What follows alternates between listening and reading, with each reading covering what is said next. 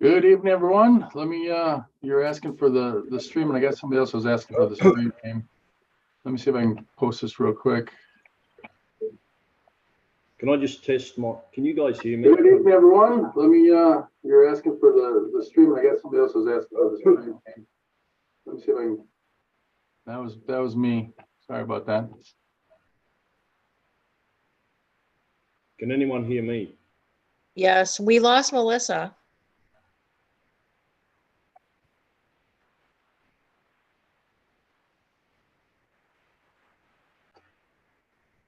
Brian's coming in. I'm not sure about Melissa. Okay. Week 2, applied practical philosophy. My code name for that is Applicology, which is the study of applied practical philosophy. This is streaming on YouTube. I'll post a link in the meeting chat after we're done, or the meeting messages after we're done, so you can go back and review. Got a couple new faces tonight, which is awesome. Last week was the first week that we did this. My goal for this whole meeting is to try and make a difference. I think that there is an epidemic of anxiety and depression. I think that there is, unfortunately, too much suicide. I think that a lot of it's caused, in my opinion, is caused by a lack of meaning and purpose in life. I don't know that how long it's going to take for us to help with meaning and purpose, but one of the things that I wanted to try to do is get to the bottom of some of the tougher, more challenging issues of our time. Porn, my other list of stuff that we had there, guns, immigration, abortion, those kinds of things. And to get to those, I think we have to have a different kind of conversation, a conversation where we build up some foundational stuff and we can hopefully actually make some difference on some of that. Last week, we actually had several things that we actually voted on. I'll do a quick recap of what we voted on last week. One of them was, we appear to exist within a shared reality. That passed. Number 2, objective reality exists, but is only accessible through our subjective, oops, where'd it go? Make it a little bigger. Through our subjective experience. So those are the 2 that didn't have anything to do with porn. That passed as well. Number 3, porn is popular and on the rise. That passed. Number 4, porn can be an addiction and can be harmful to the individual. That passed. The next one is, porn use is on a spectrum. The negative end of this spectrum often comes with a great amount of harm to self and society. That passed. The only one that didn't pass from last week is this one. Porn should be made illegal only if it's proven scientifically to do significant harm to society. Now that got a 57% vote, which in the case of a simple majority would have passed. We're going for a supermajority. We're going for 2/3 or higher. In the meeting, we kind of got bogged down a little bit. There was a lot of, if you go back and review that video footage or whatever, we talked about a lot of different things, but we weren't able to make a lot of progress. A couple more people want in. We weren't able to make a lot of progress because, in my opinion, the problem is that there is some foundational stuff that we got to cover first. Any of the topics like porn or immigration or abortion, these are pretty complex topics that unfortunately come down to, what does it mean for the individual inside of the collective or inside of society? I think Nick refers to the common good a lot, those kinds of things. Those things are going to need to be figured out first before we can really, in my opinion, make any real progress on heavy topics like porn and abortion and guns and things like that. Would you guys agree with that? You got a thumbs up? Any other comments? Thumbs up? Not having been there last week, it's hard for me to say what went wrong or difficult. There was a lot of references to the statistics say this or the statistics say that. There were some who thought that the statistics are pretty much all bad, some that didn't quite believe that. So there was a lot of need, in my opinion, for references to whatever these statistics are. And then, before we even try to get into those statistics, we need to figure out more issues about the individual and about the collective before we can make any kind of real determinations on those kind of things. To that end, I have got a string of assertions, positions. These positions I'm going to try to make as granular as possible, as thin as possible. So there's little debate on hopefully what the terms mean or what I'm actually saying. What this also means is that I'm not trying to smuggle in, besides the actual terms that I'm using, I'm not trying to smuggle in anything else. If I say some stuff and it sounds like I'm quoting a philosopher, I might be, but I'm not so concerned about the philosopher or what that philosopher said or the pros and cons of that philosopher. I'm really only talking about the specific things that I'm trying to put forth. So that's kind of an important piece. Hey, Ruby, what's going on?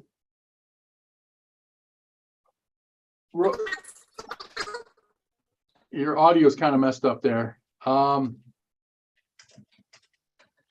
I'd like to try to use the Zoom polls instead of the yes or no voting like we did last week. Although it's kind of fun to see who voted for what. You're muted, Roby.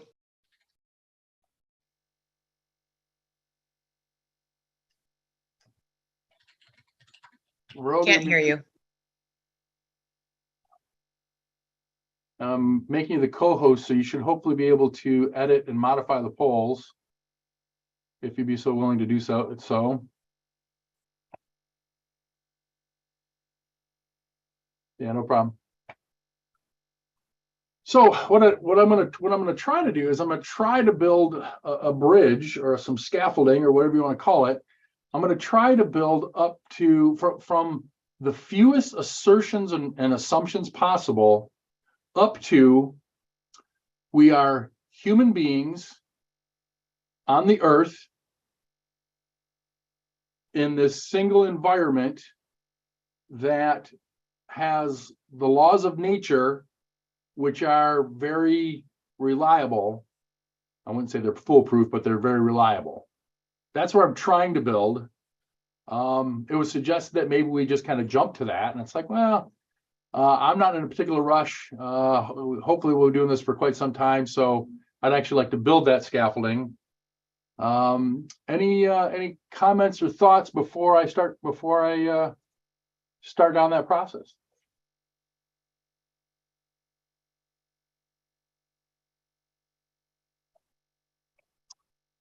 Roby's coming in. Beverly's coming in. Roby, test 1, 2. Testing.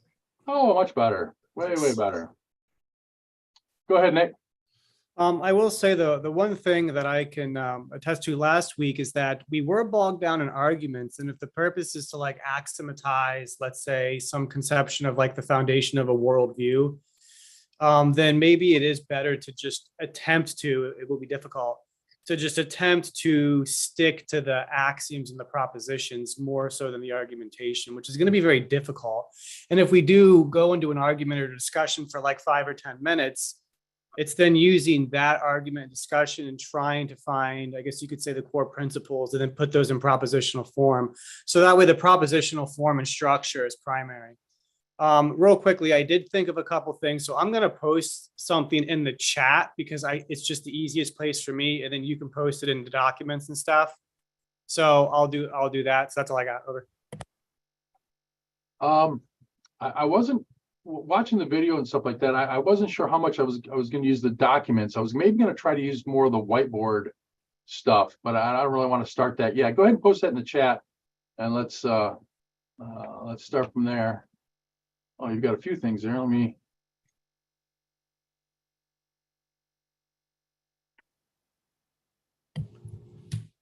last week there was confusion about whether we can like we have subjectivity and people were disagreeing. It's like, can we know objective truth? And I would say that we can. Like the gravitational constant, that's kind of an example of physics, right? Mathematical propositions are true for all times at all, for all people. So that's like a type of like rational objective truth. And then the third one's obviously moral. So the thing is, I would simply state that, I mean, unless you are unwilling to say that the gravitational constant is true for all people at all times, or that mathematical proofs may be true for one person, but not another person, then I would simply state that our subjectivity can know objective truth. And one makes the argument, right? So that might be the total data set of knowable objective truth. I don't believe that, but nonetheless, objective truth still exists and we can still know it despite our subjectivity. And I think that would be important to put in some type of propositional form. Over. We may need to break that down. If you talk about gravity, you're assuming we're not in a matrix, right? You're assuming there's some things that are automatically coming with that. Let's jump right into the first piece. I am going to make an assertion. Maybe I do need to share this real quick here.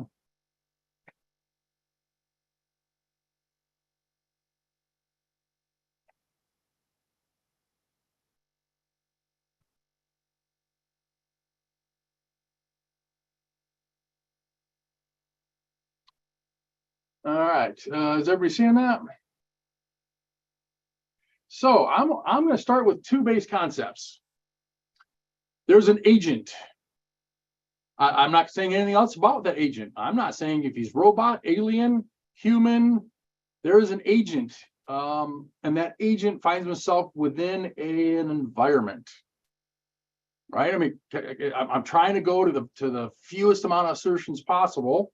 Yes, it is similar to Descartes, but I'm just going with these pieces right here. I'm putting forth an agent, and I'm putting forth an environment that agent is within.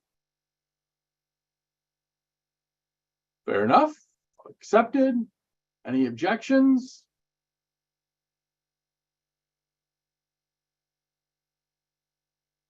No objections. Okay. So let's, we don't need a poll or nothing. We just say, without objections, the proposition passes.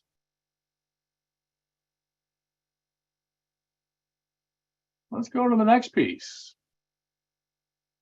Sense data. The agent in the environment brings in sense data. Go ahead, Nick. I mean, okay, so if you go back, I did disagree with the first slide, but there was so much to disagree with that I just didn't. We'll go to the second one actually, first off. So it says agent plus environment allows us to bring in sense data. Where did sense data came from? Because you had no properties to the agent and no properties to the environment. And then all of a sudden, spontaneously, sense data emerges. That's what I'm asserting. That's what I'm adding on to this piece. Well, define sense data. And then does sense data have property? I would assume sense data. I mean, I'm importing what I already know about reality. And you can't get away from this. This is why when you said like you're not trying to smuggle in terms, except we've all experienced reality. So you can change the word, but our experiences of reality are going to taint whatever linguistic structure you choose to use. So sense data, like that means that the agent has to have some properties to determine sense data, and the environment has to have some ability to generate sense data.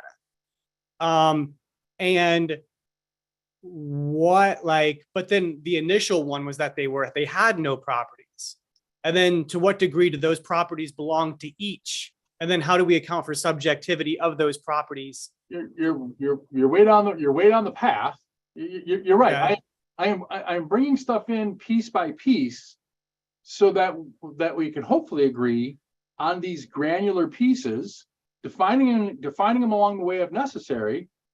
And you're right. I'm trying, like I said, to build a foundation to where humans in a single environment with natural laws that are predictable. That's where I'm trying to go, and I'm trying to see what pieces are necessary to try to do that.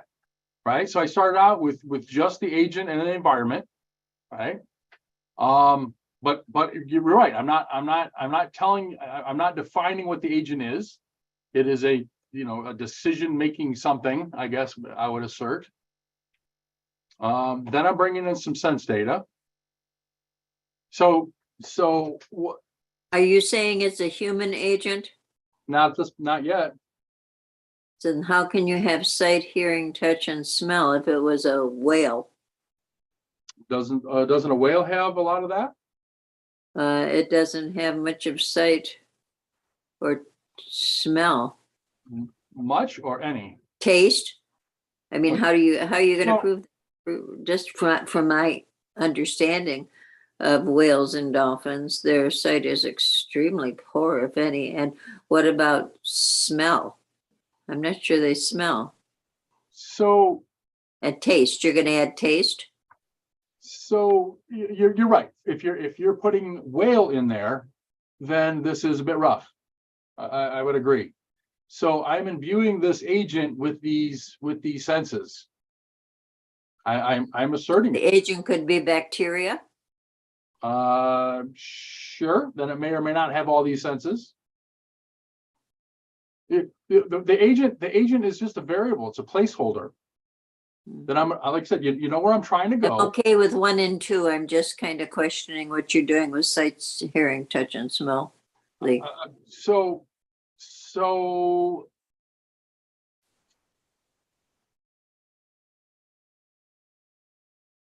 Why, is there a problem with limiting it to human? Or you want to be all encompassing? well, so what happens in the matrix? What happens if we are in a simulation? Right? We decided we're not going to speak from that perspective, or did I mishear? We passed two things last time. We appear to exist within a shared reality, and objective reality exists, but is only accessible through our subjective experience. What does subjective mean? So you do want to leave open the possibility that we're in a matrix. I want to eventually rule that out. I want to get us to the point where we can say, although we could be in the matrix, we don't believe we are. I want that to pass, and I want us to move forward. But at this stage, I don't want to assume anything that I don't have to assume. I want to build to it. I want to granular, whatever that word is. I want to build to it piece by piece to get there. So all of the component parts are known, if possible. Nick? Yeah. I mean, maybe at least for now, it's some version of agents can bring in data through senses, leaving out the environment parts and defining what the sense is. Might bring us a step closer.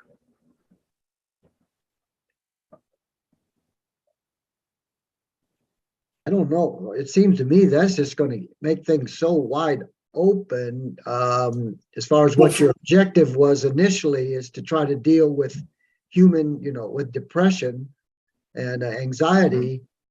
I can do whatever you want, but to me, it just seems that that's way opening up to, every species and, everything like that just seems wide, but you go. I'm with you. At this stage, it absolutely is.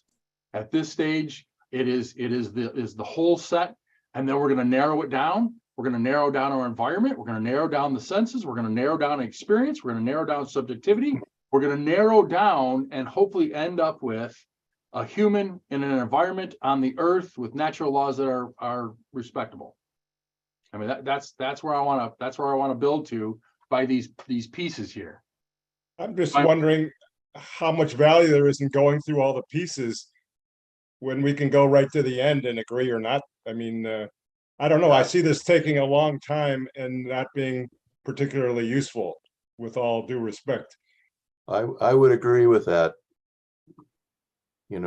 Propose your endpoint and ask us to vote on it or comment on it. Well, I think the issue is that the endpoint can be so complicated that if we don't define, for instance, if we're talking about senses, like we all bring in senses through our sensory data, and your idea of senses is different than my idea of senses. because we didn't cover the beginning part of it means we're talking over each other at the very end of it because our definition of senses is completely different from one another. Well, I agree it could be complicated, but Lee has mentioned it 2 or at least 2, if not 3 times. You know, it didn't sound too complicated to me. I could buy into it. I don't know why we don't just go with, we're talking about a human agent who lives in an environment and has senses. I mean, isn't the whole point of the philosophical discussion here that we're talking about people? Why are we going so far off the track? We're not doing a mathematical equation. We're talking about philosophy about humans. Unless you want to talk about amoeba, there should be some things we can accept. A human agent has an environment and has senses. Okay, who's going to disagree with that? Humans live in environments and have senses. I mean, that's an anthropological approach, but why are we getting so far off the track here, Lee? Maybe it's just a personal thing because I've been doing the philosophy thing for so long with so many people, and I see where people get off track. They assume things and they bring things in. They don't use the same definitions for words. And I have seen countless hours of philosophical discussion wasted by people talking past each other. And so I'm trying to be as granular as possible to try to prevent that from happening. With this group. This group is only 2 This members. is your audience. This is my audience. That's true. I've been in meetups with everybody, including Brian, I believe. I've been in meetups with everybody, and it's happened in every group that I've been in.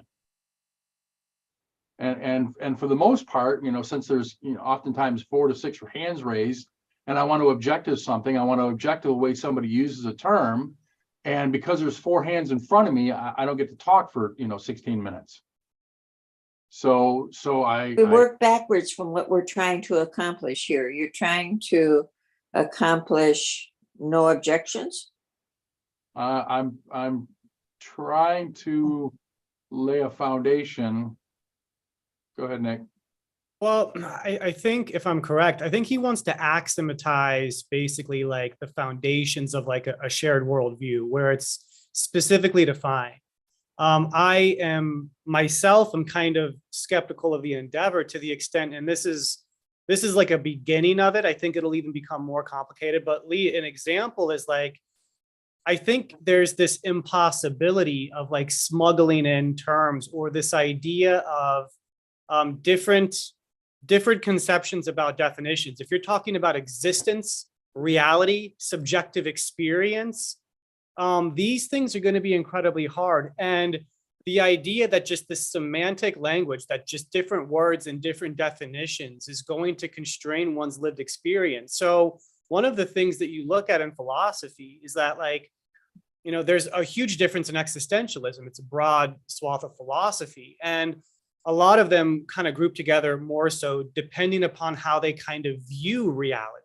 And so the different philosophical schools, or at least even different philosophers within one school, they kind of run together because they have much more of a shared definition of reality. But that one word has so much baggage that comes with it, not by definition, but by lived experience, our subjectivity, and you can't get rid of that.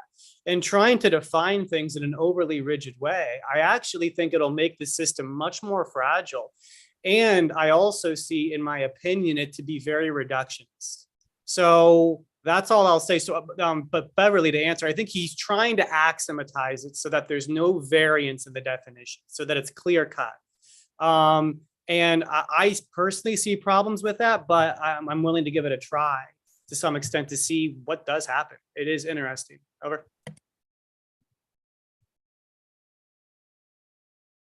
Go ahead, Rogan. I think just an easy example of what's happening here. Can you pull the whiteboard back up, Lee?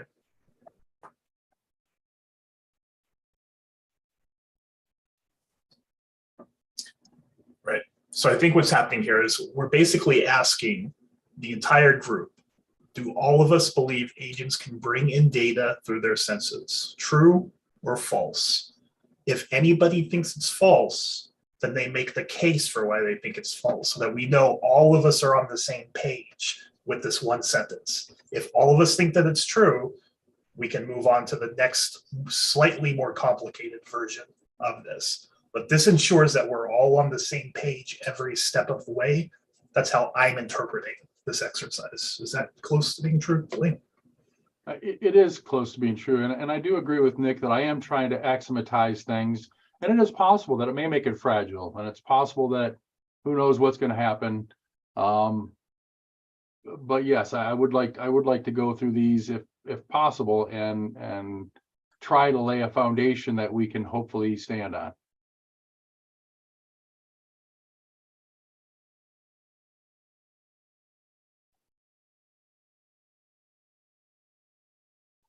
Well, I would say on this, what you have here so far, I would say I totally agree that human agents, generally speaking, unless they have, impairments physically, can see, hear, smell, touch, and taste. But if you're then going to say all agents, I can't speak for any other entity or agent, that's not human. I wouldn't begin to try to speculate on that.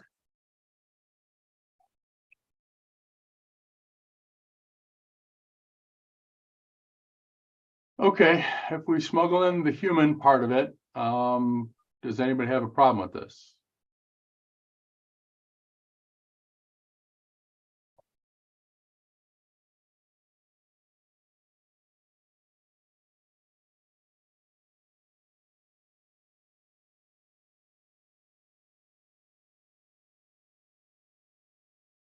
Cognition. The human agent plus a sense data doesn't allow us. Assumes.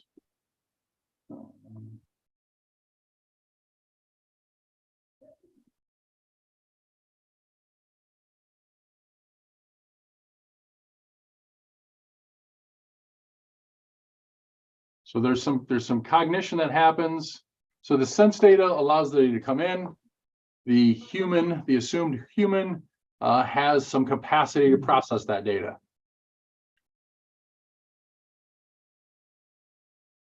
No objection? Definitely not an objection, but how are we defining cognition? Are we using just standard like dictionary definition? I just want to make sure that part's clear. We can. But yeah, I'm almost certainly going to agree with it.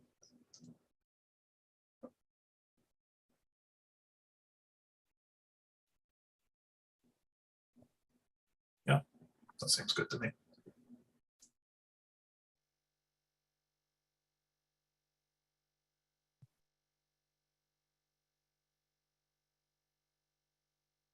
We good with this one? Sure. Sure. Human sense data can be flawed and human cognition can be flawed.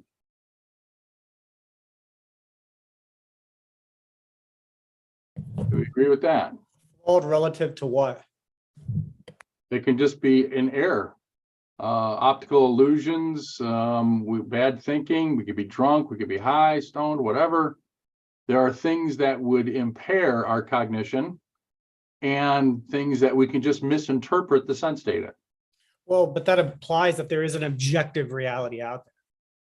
Or like the external world is objective. We agree that objective reality exists, but is only accessible through our subjective experience.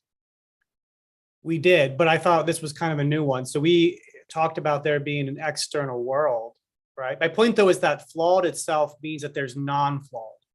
Non-flawed would mean that there's like proper data. So it's like, I agree that they can be flawed to some extent, though sense data being flawed is a little more tricky, simply because how would we know if sense data is actually, like if somebody's blind, obviously that would be the case.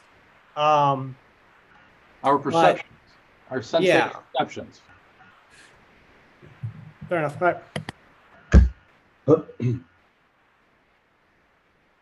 Maybe a better way to say it is like, because I see what Nick's saying. Flaw has the assumption that there is a perfect objective, and that human, or sense that it has gone off course from that. But there is some standard goal. So maybe something is like human sense data may be inconsistent with reality. No, that maybe that's too complicated. Help me with the phrasing here. Right. Yeah, this seems to be closer. This is some granularity on the thing that we've already approved as far as our subjective experience. So I'm kind of building to that a subjective experience again. That what the existent objective reality can be different than our we see it wrong. There's just optical illusions and other things that we just perceive incorrectly. Yeah. Incorrect is that a better word? I would simply state that this is what subjectivity is, in the sense that like maybe two people see the color green differently, right? Sure. I mean, is there an objective way to see the color green? Maybe there is, right? I'm not saying that there's not, but the point though is that just because somebody sees the shade of green slightly differently, to say that that's incorrect or like wrong is kind of a weird way to word it, in my opinion. I would just say that, like, and we covered this last time, where it's like our experience with the external world is subjective, that we interpret the data in subjective ways. And that's why it's got in there can be incorrect. I'm not making a statement that we're seeing green differently. I'm just making a statement that our human sense data can be misleading, in error, or incorrect, different than whatever the objective reality is. Okay. I would simply state, to use the language of the axioms that we've proposed, which I know are not fleshed out entirely, incorrect relative to a completely external world that has no properties. I don't even know what that means. Your first slide said that the sense data, what was it? But it said it had no properties. Right? Yeah. So the environment has no properties, and now our sense data is perceiving things. No implied properties. So how can my sense data perceive no implied properties improperly? At that stage, it was, I was just trying to get the agent and the environment. Go ahead, Pam. I was just going to say, would it more, I want to say positive, but I don't know if this, what if you said human sense data can be on a spectrum? What's the spectrum? Varying degrees. Of? The perception. The sense data, which is our perception, can be in varying degrees of accuracy. I see what you're saying. I was just trying to make it more smooth. Understood. And you did great last week. How can we make the phrasing of this better? All I'm trying to do here is say that us humans, when we're bringing in the sense data, it can be misleading, right? And we have not always perfect cognition. So I'm setting up subjectivity, but I'm trying to define these two pieces of it. Axiomatically define it, as Nick would say. I think the propositions that we had last week, the two propositions pertaining to this, I think that they were much smoother and encompassed all of this in much better terminology and wording personally. So just subjective experience is all you need, is what you're saying.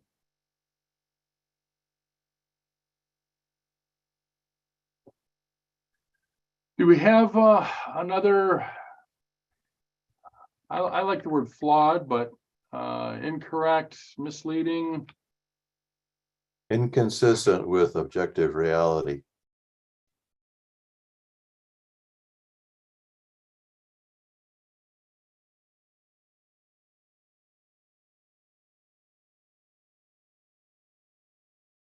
I'm down with all that. What about cognition? Our cognition can be flawed, right? It can be drug addled. It can be, we're just not super smart. We can have a variety of injuries.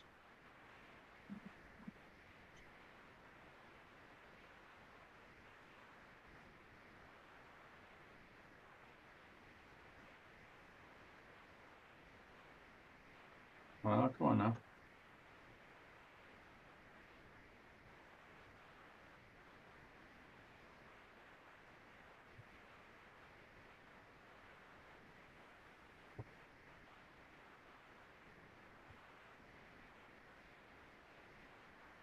Our human cognition can be not perfect. What if we say sense data can be modifiable or something to that effect, that it can be changed and modified, and but then at the same time it needs to be corroborated, right? And two people can look at the same thing and describe it, like there can be a consensus there that something exists or whatever, not exist, but the sense data can be confirmed. Do we need to define exactly what human cognition actually means? Because it's pretty broad. Cognition is the mental action or process of acquiring knowledge and understanding through thought, experience, and the senses.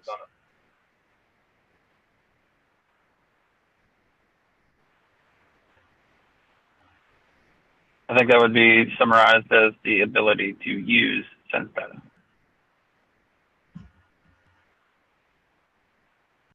Well, cognition can go beyond that, because we can make mental models of things where we think we're going to play a chess game this way or that way. It doesn't exist. It's not part of sense data, yet it's in my imagination. It's my cognition processing, what I'm thinking about. So I don't know if that's the right way to go. Or you can make an argument that all you're still doing is just modifying sense data with your awareness of the world, or awareness of what a rectangle is, or awareness of any of that. That all comes from sense data, and you're just combining it in ways that aren't in the real world. They're just in your head.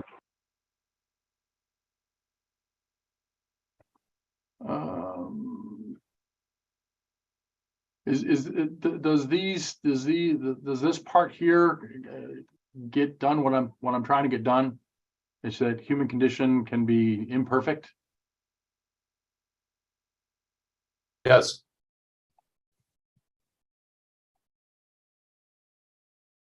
Anything wrong with, or can we move on past this one? Can we agree to this one? Any objections to this? Passed with discussion and no objections. See, it's not taking that long.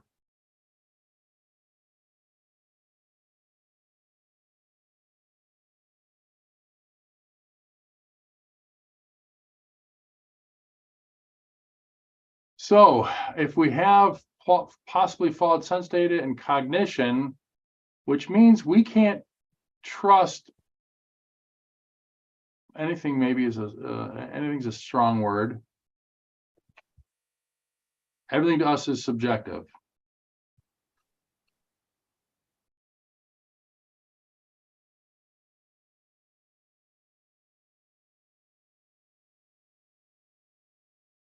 How about you can't 100% trust your perception?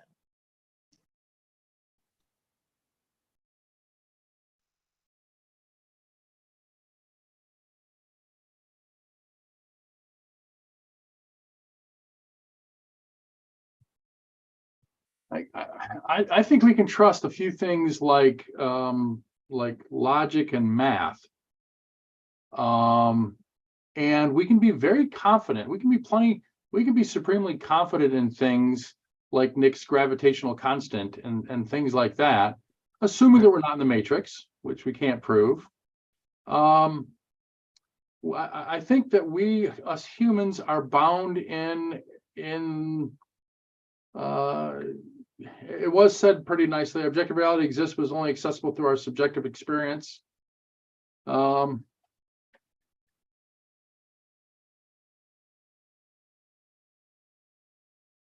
what we perceive? I mean, I don't know. Our experience is I think combines both of those things. Okay. I'll simply state that, I mean, look, we can trust our experience. In fact, even psychologists will frequently say, I'm not trying to diminish your experience. The idea that the experience gives us 100% access to the totality of reality is the problem. But those are not the same thing. So yeah, I experience the world in a very specific way, which doesn't mean it's always 100% perfect. There are plenty of times I've walked into a conversation, and since, you know, I don't talk too much, that's a joke, but it's the idea that sometimes I say something out of context because I didn't listen well enough, or I didn't know the conversation beforehand. So that happens, and we do misrepresent data, but our lived experience is our lived experience. It's not the totality of reality. So like, there's more detail here that's not flushed out, I would simply state.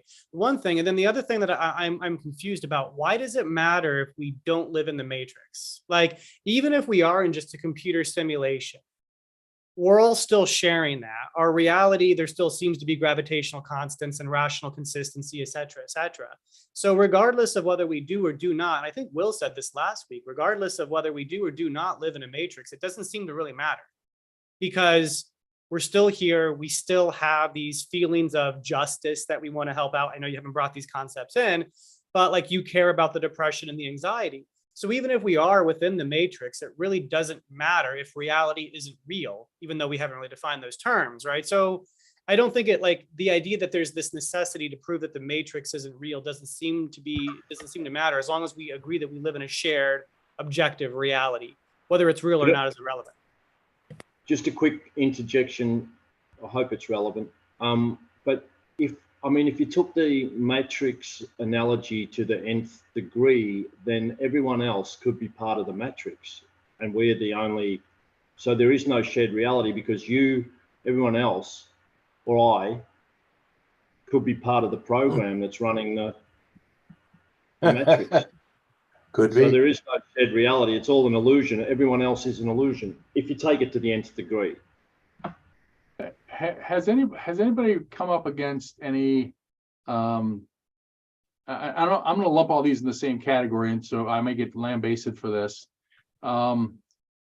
Postmodernist, continental philosophers, presuppositionalists, who basically try to, my words, undermine the knowingness of things, right? So because I ran across too many of them is why I want to build this. And you're right. I don't think it matters that we're in the matrix. I want to acknowledge to those who are in those camps that it is possible. It is. I can't prove whether we're not in the matrix. I don't believe we are. I don't think we should act as if we are. So that's part of this process, is to be comprehensive and to go past those presuppositionalists and those postmodernists that would say things against reality in itself. Go ahead, Nick. So obviously, like, I am of the perennial philosophical tradition. What I mean is that I also reject the postmodernist. I don't really like that usage of the word, but I do reject this idea that epistemologically we cannot know truth, that there's this massive epistemological skepticism. I am against that. I am against the massive subjectivism and relativism. But generally, the way that one combats that in the philosophical tradition is we talk about how we can't know objectively what things are. Like, that's why I talk about we can know objective truth.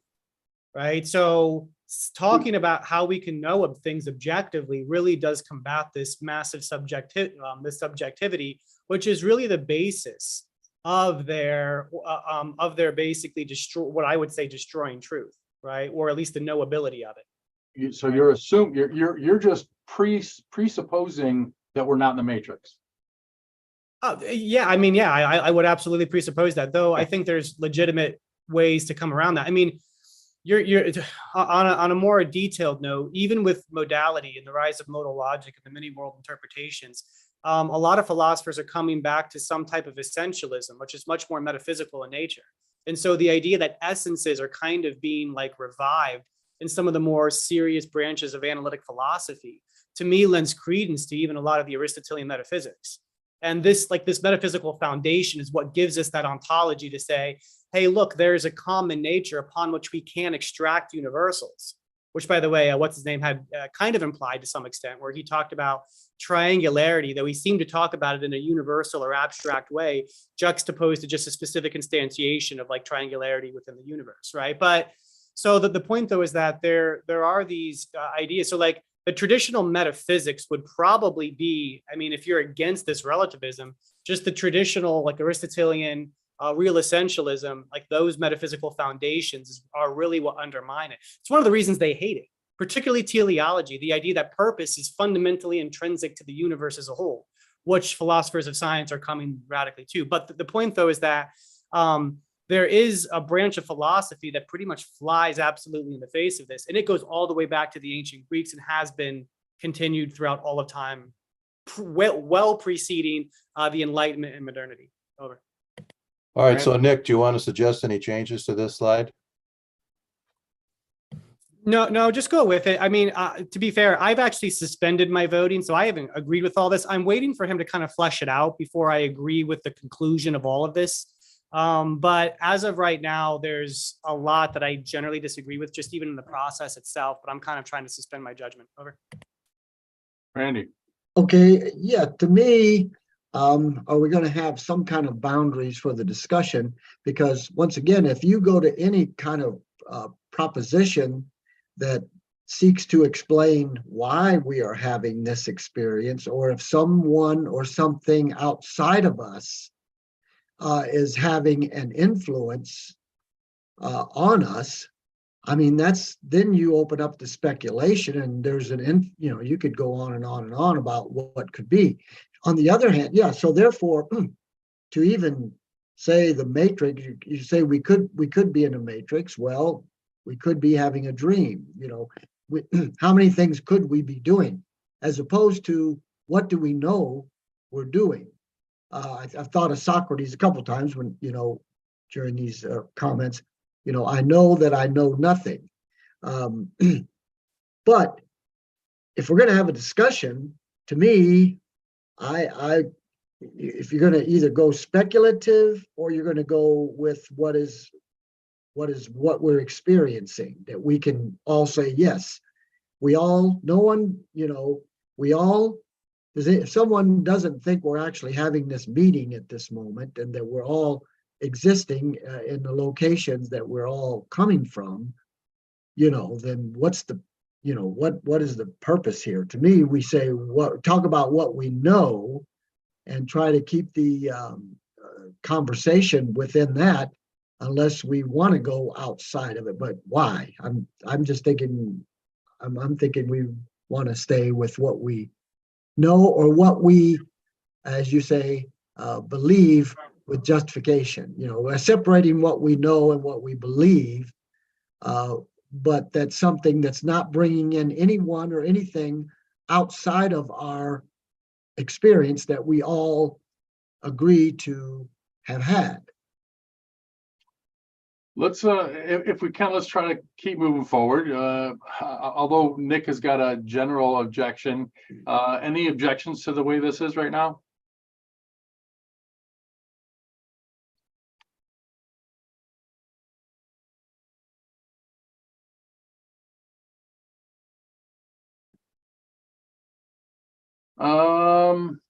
No trustworthy method to access objective reality. Everything is subjective. I might, this one is almost not needed, I think.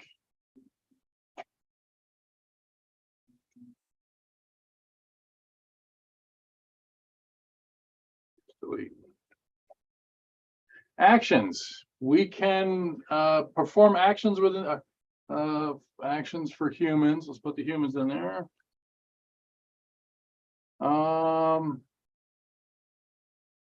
This may be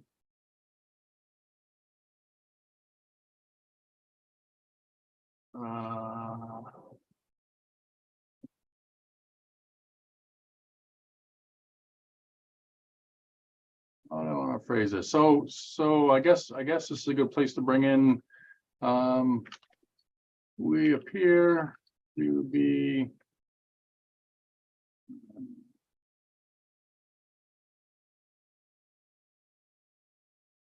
who is we?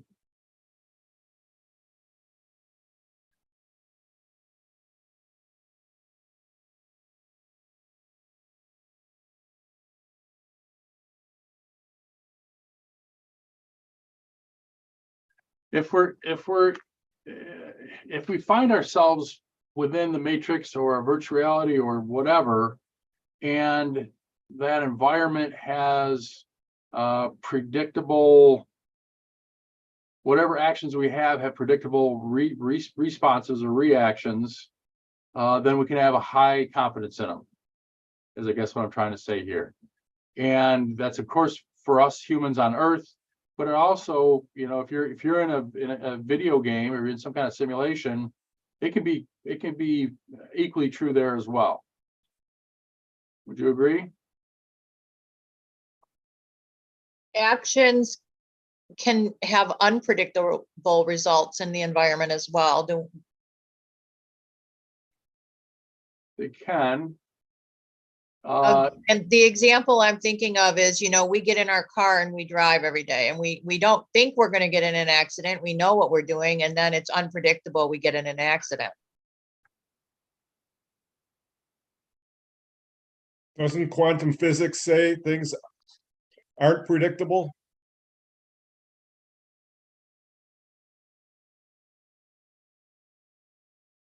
I kind of would agree with that, because it's like there's always chance.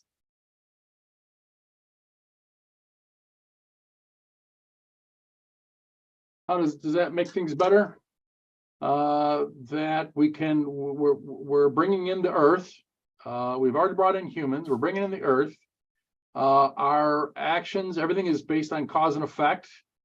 We may get into determinism here at some point, but that cause and effect are in effect right now, and that the laws of nature seem to be pretty reliable.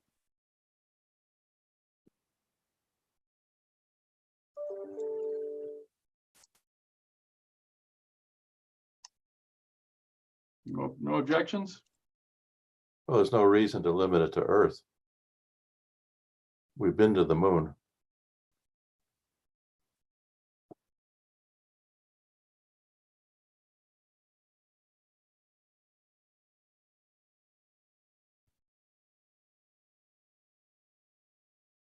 How about known physical space? Sure. Makes it a little bit more broad. Any objections?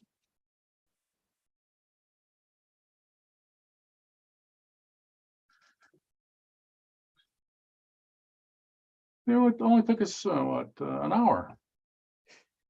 So here we are. Humans are a thinking agent that finds itself where it appears to be a single reality that is quite predictable. Let's take this out for now. It's just a milestone. It's actually not something to be passed. So that was the one of the main goals. Now we get into some optional pieces. What term do you guys want to use for the container, the largest container of all realities? I don't care what term we use. I like the word cosmos, but some people talk about reality. Some people use different terms for this. I just want to use whatever term we agree on and have us all use it respectfully or We've had this discussion, Lee and I, quite at length. To me, I have a problem with anything that's a container. If cosmos is if the cosmos is infinite, then I can use either term, because to me, I have no reason to believe that there's an end to the cosmos, that it is infinite, whatever direction you go in. So infinity or cosmos, I like those two words. infinity for me is more of a mathematical term than it is a the space can have infinite measurements, but it itself I wouldn't call as infinite. This is just a definitional one. I don't care what we use. Does somebody have a better term that would include multiverses? That would include, you know, whatever. Is Cosmos okay? Sure. I think so. Doesn't cosmos imply celestial bodies? It implies whatever we want it to. I say that it's a combination of all universes. They used to use the word universe a lot. And then physicists came up with, you know, the multiverse concept, and it's like, okay, if the multiverse contains more than one universe, well, now universe isn't the biggest set we can define, that there's something beyond that. And I think that's when they came up with cosmos. Okay. I just looked at the definition of cosmology, the science of the origin and development of the universe. Yeah. So I imagine within cosmos, we'd also be talking about things like thought, emotions, ideas, things like that counts as being part of the cosmos, right? I don't know if Roby, if your speakers are doing it or if Will's speakers are doing it, we had a little bit of echo there. I heard it too. So,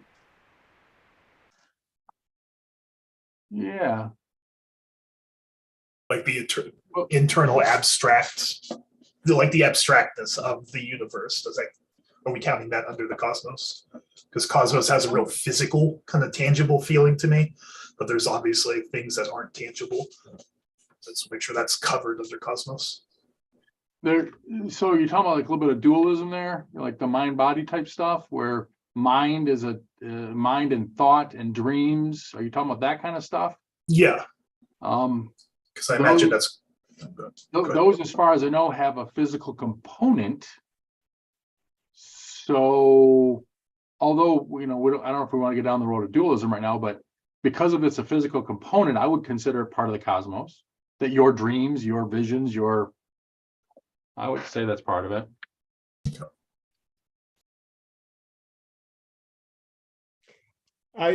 I suggest, I think you're going to lose people if you argue over words like this that won't matter in any discussion.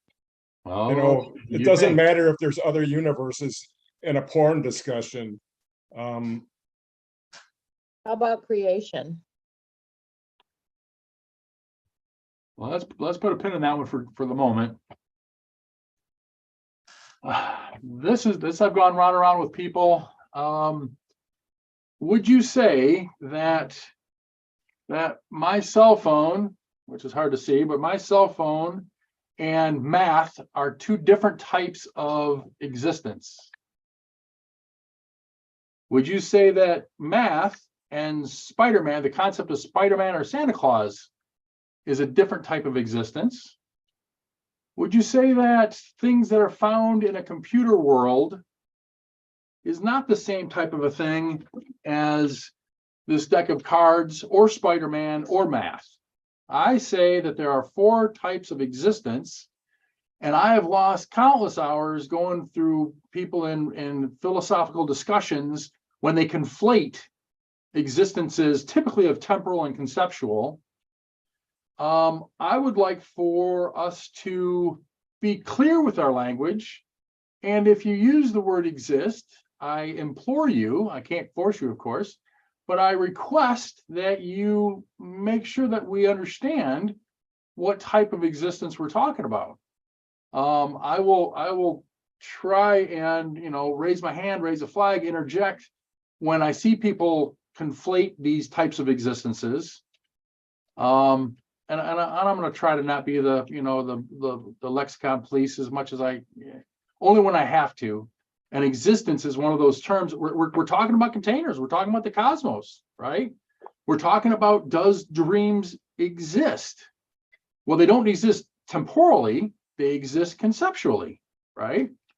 And I think these are the four types of existences out there for almost a year. I had the 3 different types, and then somebody at another meeting said, hey, what about virtual? And it's like, you know what? You're right. That is a different type of existence, so I added it. Go ahead, Nick. Yeah, I mean, I'm not there's different types of existence. Metaphysics has covered this. I mean, ontology deals with existence and how things exist and the way that they exist, et cetera, right? So like ontology is the idea, like the philosophy of being itself. But like dreams, right? So I go to sleep at a particular time and I dream. So now would you say that that gives, and I don't know the answer to these questions, but like, does that give that dream temporal existence in the time that I'm dreaming the dream? And just because I dream the dream doesn't mean it's entirely conceptual and has no bearing to reality. Psychologists have even showed that it could be tremendous amounts of the subconscious. Is that not real? And then as to like, how would you classify that existence within human nature as well? And then furthermore, the idea that even fictitious existence, let's say, the idea that literary stories have revealed truth, profound, deep truth throughout all of time is true. And so the idea that fictitious, like I would be of the assumption that you would say like fiction would go into fictitious existence, and then would that diminish its ability to convey truth and meaning to the world? Because that would be kind of weird. And so there's just a lot, like, I'm not against, I mean, yet again, there's an entire branch of philosophy that talks about how things exist in the way that they exist, but I've never seen it worded in this particular sense, and these things overlap. And there seems to be so much assumption as to what draws like one distinct thing from another. Are they complete, undefined, or is there no overlap or intersection between these sets? Or can something temporal also be conceptual at the same time? And so there's an overlap there. Or are they completely isolated sets in and of themselves? Over. Can we all agree that there are different types of existence, and it's important that when we're communicating, we communicate that we have a understanding of our people who are interlocutors, whoever we're talking to, that we are on the same page with that. Regarding they're just labels, right? But the labels get so if we go to supernatural, right? Does the soul exist? I would say it doesn't exist temporally. I would say that it is a concept that might be a fiction. How would we try to resolve? What can we say about the soul? Go ahead, Nick. First off, we could say the soul is beautiful. But the one thing that I would say, though, is, and this goes back, so I'm not going to talk about the soul as much, but here's a good example, Lee, of just how fundamentally sometimes the differences can run. Like when you hold this idea that words are just identifiers, that's a typical linguistic conception that many people do have. I fundamentally reject it, right? So are the way that you and I even perceive like what language fundamentally is different. That is profound, because you're sitting here trying to define words, and yet you just think that they're arbitrary identifiers. And I reject that as being the case. And so it's this idea that this is why, like, you're like the idea that you can axiomatize these things in just this way where everybody, like, there will be general agreement. I think implicit within even the way we discuss things, there's natural variances that cannot be undone, even with the most stringent of definitions and things like that. So that's what I'll say.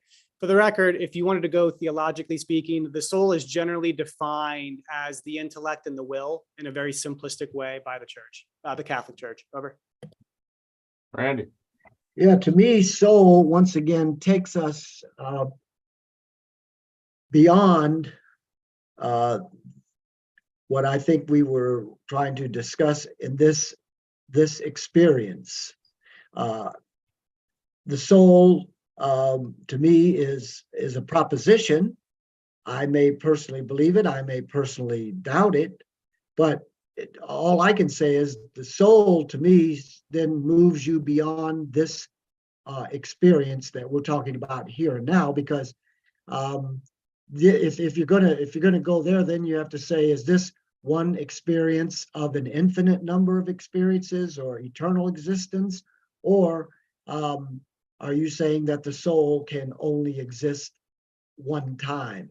You know, the soul can be born and the soul can die. By definition, the soul doesn't die. So to me, the soul would take us beyond this experience. And if we want to talk about that, then that would include souls. But I didn't. If we're going to discuss depression, anxiety here and this, I mean, not to say that, you know, it could be one of the reasons why people are anxious or depressed. But so to me, the soul moves us beyond this experience that we know we're having. It may be true. I believe it's true personally, but to talk of it is beyond what we can say we know. Before Nick goes, we started last week with a discussion about porn. We started out with a couple of the objective reality, shared reality stuff. We then started talking about porn, and what became readily apparent was our discussion about individuality or individuals, and then and then you put individuals together and you have tribes or societies or cultures or whatever. I'm ready to move on to the next section. It only took us an hour and 15 minutes to get through this part that I wanted to try to get through, and start talking about the individual. Now, I didn't prepare. I didn't know how long this stuff that we've covered already was going to take. So I'm kind of ready to move on to the realm of the individual. If you guys are ready to go ahead, Nick. Well, just to Randy's comments, the one thing I'll say, Randy, is that, I mean, we're talking about human experience in a broad and general way. And so what is human nature? You have a rational faculty, right? You have emotions. You've experienced those your entire life, and almost every experience that you've interacted with, even cleaning toilets when you don't think about it to a certain extent. But what if humanity is fundamentally a spiritual creature? What if that's part of who we are? What if every single experience that we have all ever experienced has also been through a spiritual lens? We wouldn't know that because it happened from the cradle to the grave. We're so used to it. It's literally part of who we are. You are just as spiritual as like your right arm is attached to you. And if that is true, then whether we have a soul is fundamental to understanding human experience in its totality. And if you basically excise the soul, you might as well just cut off your left leg, cut off your right arm, and then pretend as if it doesn't matter when you're walking around in the world. And so the question becomes, what is humanity fundamentally, right? And if you get that all wrong, then all the politics, everything else after that will just pretty much be wrong, because you will be looking through experience through, and simplistically, a reductionist lens of this idea that, well, there's no spiritual aspect to man. And so my point, though, is that when you say that this goes beyond our experience, I would say that it's so fundamental to our experience because it's fundamental to our identity, that all of our experience has been spiritual, even if we denied that. Maybe that's one of the reasons there is higher depression and anxiety rates, because we're basically walking around pretending as if part of us doesn't even exist. Over. I don't disagree with you. Yeah, I mean, but all I'm saying is, we can, when you say the word soul, then you go, once again, you've split the world. Okay, you've gone from a temporary world to a world that's not temporary. So are we going to talk about one or the other? That's all I'm saying. Are we? You're bringing up good temporary experience or a not temporary experience. That's what I'm saying. So I am asserting that for us to figure out the problem with porn and the rest of those challenging topics, that we need to work back to society. Society is made up of individuals, and then there's going to come a point where we are talking about why are humans here, and what ought we be doing. And the religious among us are going to have a strong, I would assume, a strong opinion one way, and the less religious among us are going to have a strong opinion another way. Do you think it's going to be inevitable for us to work through that? Or are we going to be able to find some kind of common ground that we both can agree upon enough to move forward?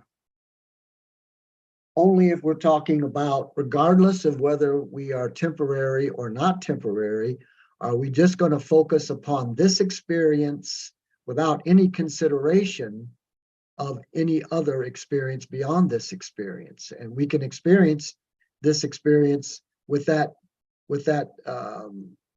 perception or not. But to me,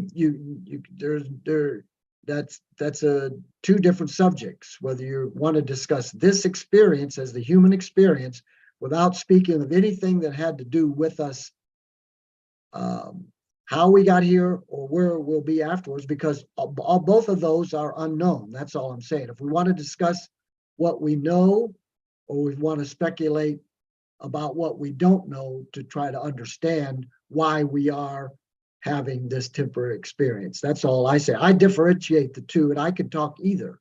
I can talk as though this is this is a temporary experience, the only experience that we'll ever have. I think it's important that we agree on one or the other when we're discussing it, because then you can make clarity in either conclusion. You can try to get clarity, and you won't have these perceived disagreements when really it's not necessarily disagreements, that you're coming from a different starting point. Roby? Yeah, I would say it would be important to state up front and for everybody to understand whether we're just talking about these topics as in conceptually the morality of them, or if we're talking about them as in the laws we'd be creating to govern a society. Because we don't care about the afterlife if we're talking about laws that govern a society today. You can make them when we get to the afterlife. But if we're talking about just conceptually how moral something is conceptually, but not talking about laws, then I guess we would bring in any other existences beyond this one. So what is the objective of talking about these issues? I would think we'd have to talk about both. I think we have to talk about what is right or wrong for us individually, and then using that, come up with what laws should be made to protect or force or, persuade, whatever. Go ahead, Nick. No, I agree with Roby that the distinction between legislation and non-legislation, though to be fair, Roby, I would add on one thing which I probably haven't discussed, that I would have no problem if we talked about some semblance of like natural morality, where we could also use that to structure social taboos, right? Social norms. So this would kind of be a non-legislative social force there. Obviously, it can't direct behavior entirely, and that's not the purpose here. I'm not here to take away anybody's liberty, right? So I think that just because, so we could even draw three categories: one for just pure value system, like philosophically, one for like social standards and social norms and taboos, and then the third for legislation. And actually, I'm primarily focused on the social norms and taboos. To your point, Lee, I'll come back to this, Roby. To your point, Lee, I think there would be tremendous agreement, because even when I talk about it, I know that I am religious, but I don't come at it generally from a religious perspective. It's the idea that I think C.S. Lewis talks about the Tao, that there is this natural moral code that has been pretty consistent throughout all the time. Murder is wrong, rape is wrong, theft is wrong, that we have conceptions of justice, even though we might vary. And we might disagree as to why something should be wrong, right? And that's important, but the idea that we agree that it's wrong is good. So I think that there will be a tremendous amount of agreement. I think one area specifically where you will see tremendous disagreement is human sexuality and how that should be used. But even then, I have clearly stated that I do not seek to legislate. So I've overtly stated that premarital sex, I don't seek to make it illegal, even though I do think that it's morally wrong. And for the record, I would also state that there's data to kind of indicate that it does lead to higher anxiety, depression rates, and et cetera, et cetera. You certainly can't legislate that. That would go, Roby, to the moral norms and the social taboos. So I think there can be tremendous agreement to some extent. There will absolutely be differences. And then I think what we will disagree on more than, let's say, what is right and what is wrong is why it's right and wrong. And that to me is even just as interesting, if not more interesting. But I do think there will be tremendous. I mean, I've talked to plenty of atheists and they were like, we're moral people. I'm like, yeah, I never said that you weren't. I think that our human nature is naturally, there's a moral aspect to it. We're moral creatures. I think it's fundamental to who we are. Over. So you're absolutely right. Maybe we should like attack morality and its source, right? You're talking about some looser definitions of morality. Do you have a specific definition that you use for morality? Nick? Well, I mean, moral actions are basically just those that are good or bad, right? So like an action is moral if it's good, and an action is bad, right? Now, the reason that we use these general terms is because the same action in a different context can actually have different moral content, right? So just like an action itself can't really be defined as good and bad. The context matters. Our legal system completely factors in that content. Interior disposition like matters as well. So there's a difference between premeditated murder and like manslaughter, right? So the thing is that it's hard to define exactly what actions, and the problem you run into is that when you start going through like examples of moral actions in particular cases, it becomes very like tedious because you want to go through like 10,000 iterations of a specific example. And it's like, I don't have time for this. Like, you know what I mean? And it's one of the reasons that legal precedent is so amazing and good, because history has basically allowed the court system to kind of deal with all the specific variances of actions in particular contexts throughout history. So I would simply state, but yeah, like, so that's, I guess, basically what I would say. It's a simplistic way. Over. I'm gonna put in here a little bit of my own work and see what you guys think of it.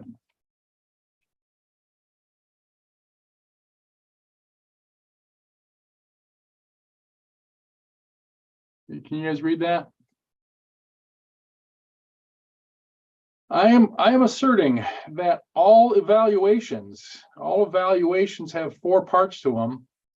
And the point in time was just added recently, so it's not part of the triangle here. That there's a subject being evaluated, there's the point in time for the evaluation, there's the perspective in which is being evaluated from, and then the standard which it's being evaluated against. What do you think about this this model of mine?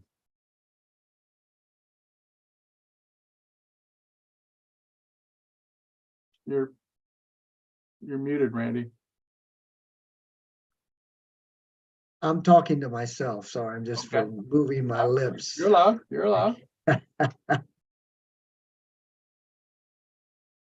And with another person who's, I think, watching via YouTube at the moment, him and I went round and round quite a bit, and I find myself being a relativist based on the fact of you got to assert a standard.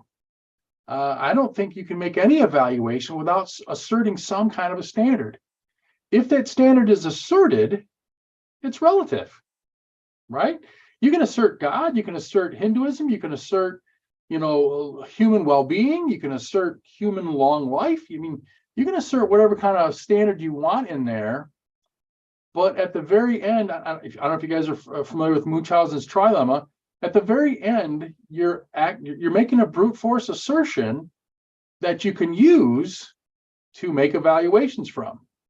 If the parties that are in the conversation agree to the standard and agree to the subject and agree to the perspective and the point in time, you can actually make objective statements. You can make moral statements if you're agreeing to those 4 things. Go ahead, Nick. All right, so I actually see a contradiction here, though, Lee, because when we were talking about perceiving objective reality, and you were saying how it is objective, it's like, but then reality would have to be dependent upon a particular standard. But if that standard was arbitrary, then reality itself and the perception thereof is arbitrary relative to any arbitrary standard. And you haven't actually anchored anything into anything objective. You've just anchored it into an arbitrary standard. But if the standard itself is arbitrary, then it's all arbitrary, right? So this is what the social, well, but this is what the social constructionists say. This is what the postmodernists exactly are saying. They're saying that, like, an example, multiculturalism would be a great example. It's the idea that there is no objective moral standard, so that all moral standards are equally plausible, and therefore it doesn't really matter. But when you see the Taliban pulling girls out of school, everybody in the left seems to throw a fit as if this is an objective immorality, which I personally do think it is, but I'm not the one, I don't believe in relativism, so I can actually say that logically, right? And so the point, though, is that if you're saying the standard itself is arbitrary, then you're basically saying all truth is like, you could say objective to an arbitrary standard, but Lee, that's exactly what the postmodernists are kind of saying, right? So in that particular sense, you really can't stand juxtaposed to them. You'd have to stand with them. You might not be as hardcore about the subjectivity of reality, or you might see the need to anchor it into something culturally instantiated, like a particular value system, which I've talked about. It's why I said the value system was fundamental. That being said, the idea that we cannot anchor this, standard into, that we do not have an objective standard, I would disagree. And traditionally, God was exactly that standard, right? And this is basically what was kicked out during modernity. And so this is where everything became subjective. So subjectivity really rose throughout Enlightenment period and modernity, because once they kicked God out, almost the metaphysical objectivity of the entire value system, and therefore of truth itself, came crumbling down. And to this day, we're seeing the ruinous effects of that, in my opinion. Over. So if I'm an atheist and don't believe in God, what do I do? In my opinion, I guess it depends on what we mean. So an example is that there are a lot of proofs for the existence of God that I think are quite compelling. And this is not the Judeo-Christian God. The Aristotelian proof, I mean, Aristotle lived 300-400 years before Christ. How much interaction If we don't believe in a God, we can't have any access to truth? No, I said that if we don't believe in God, we don't have metaphysical grounding for truth. Which means truth is not available to us. It would become subjective. You don't have a grounding for it. I am asserting that I am subjective. I am a relativist, I guess. I didn't usually use that label before. I'm also not clearly between liberalism and conservatism. I'm not left-right. I'm not red-blue. I am whatever I am. I am making the Prism. I am really more equating to an epistemology almost versus what you're talking about. I think that there are standards that we can agree on that are still relative, right? The human well-being is one that I often use, or the well-being of sentient creatures is one that I use, and that is pretty broad, right? I'm not trying, it is an asserted standard, and others may disagree with that, but I think it's broad enough that we can hopefully have some consensus.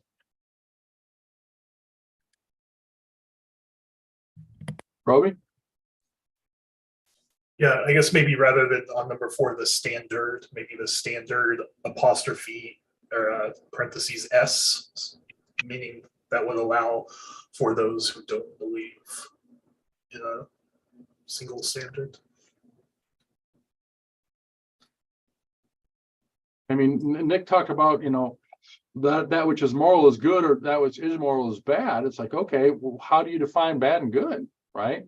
How and the problem that you and I are going to have, Nick, is that you use like common sense. You use these things that are not as specific as I'd like to see, anyways. So is there a standard that we could insert that we can use to move forward, or is that standard God or one of its components? How do we figure out what morality is? We're trying to go towards porn. We're trying to go towards figuring out whether porn is right or wrong. To get there, we got to figure out the morality of humans, to figure that out, we need to know what morality is and what is good and what is bad. So here we are at this crossroads of trying to figure out, what that is and what that means, so that we can build to eventually answering the questions. Randy first, then Will. Okay, I want to kind of clarify what I was saying, hopefully dispel some possible misunderstandings. Okay. I would say from what you put up there, to me, all evaluations would be have the two most important delineations would be what I said, that whether we assume that that our experience, each of us are having an experience. Is this the only experience we're going to have, or will we have experiences beyond this experience? On either side of that, we can still agree on things that are going on in the here and now, and we can still agree that it's wrong, or we don't accept, physically attacking, murder, rape, all these things.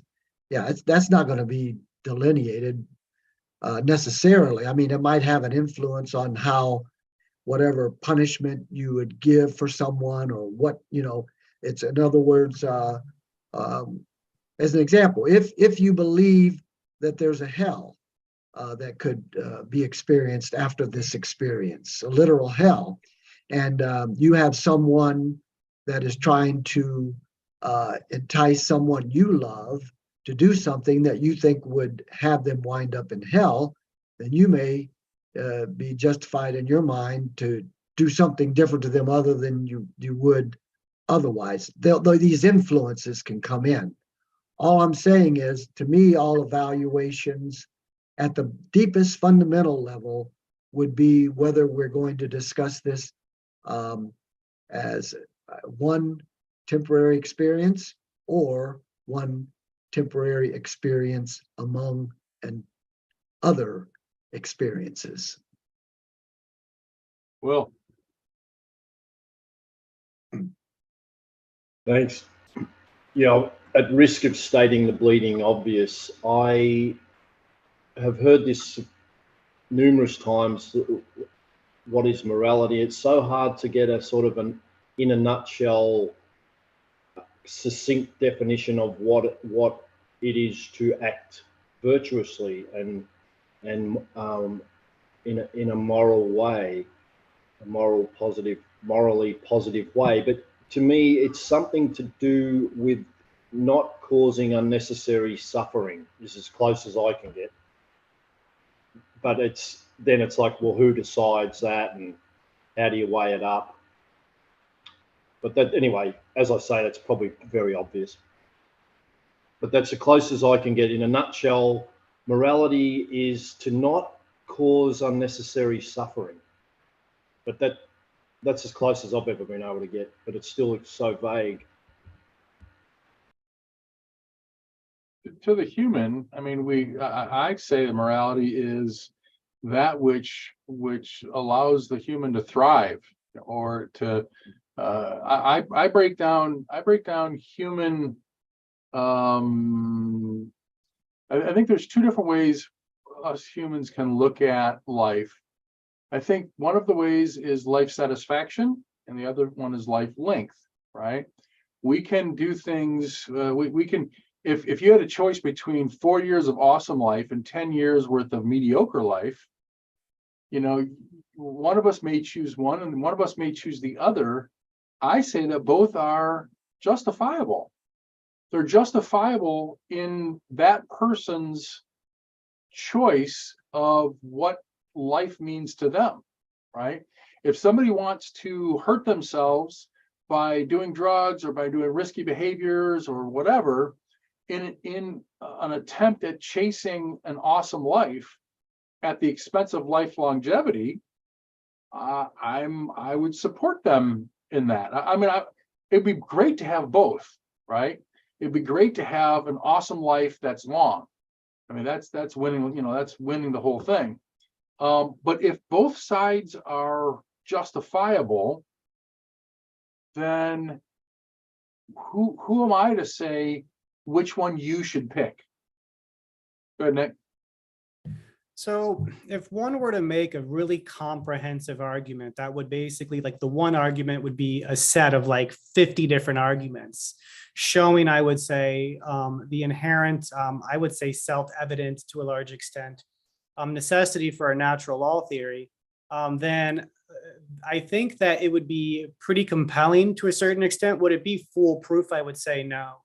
But the point, though, is that, yet again, this goes back to like the wisdom of the ages. Like, all people, to a large extent, all cultures at all times saw the necessity of virtue to some extent, right?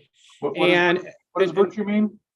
What's the Well, definition? virtue is the interior disposition or the character.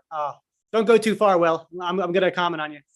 Is that it's the interior disposition or the behavior that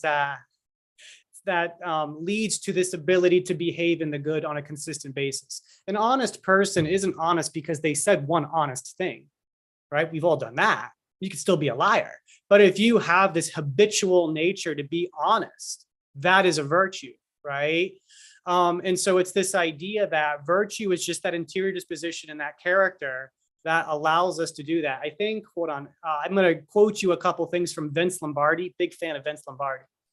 I've never known a man worth his salt who, in the long run, deep down in his heart, didn't appreciate the grind, the discipline. There is something good in men that really yearn for discipline. Mental toughness is many things and rather difficult to explain. Its qualities are sacrifice and self-denial. Also, most importantly, it is combined with a perfectly disciplined will that refuses to give in. It's a state of mind. You could call it character and action. So it's this idea that this is, and this has been known for all times, right? Like Aristotle talked about it, all of them, right? And so my point, though, is that this necessity to do it, and furthermore, one thing that matters is that this is what allows us to be as human as possible, right? So Will had said that his idea of morality is that which prevents suffering. The problem I run into with that definition specifically is that there is a tremendous amount of virtue or of morality that is about us taking on suffering to temper our own passions, to master our own selves, to not eat like the third piece of cheese when I walk to the fridge because I'm bored, right? There is a tremendous amount of suffering, self-inflicted to some extent, right? And I use suffering in a pretty generic way here, but there's a lot of suffering that has to be faced. And so much of virtue and much of morality is about facing that suffering, particularly in terms of our own self-mastery, in ways that allow us to behave virtuously, right? Like you're driving home 11 o'clock at night, it's dark, it's rainy, it's the cold rain, and a car stopped on the side of the road. And instead of driving by, you actually stop to help the car that's broken down to the degree that you can. You don't want to do it.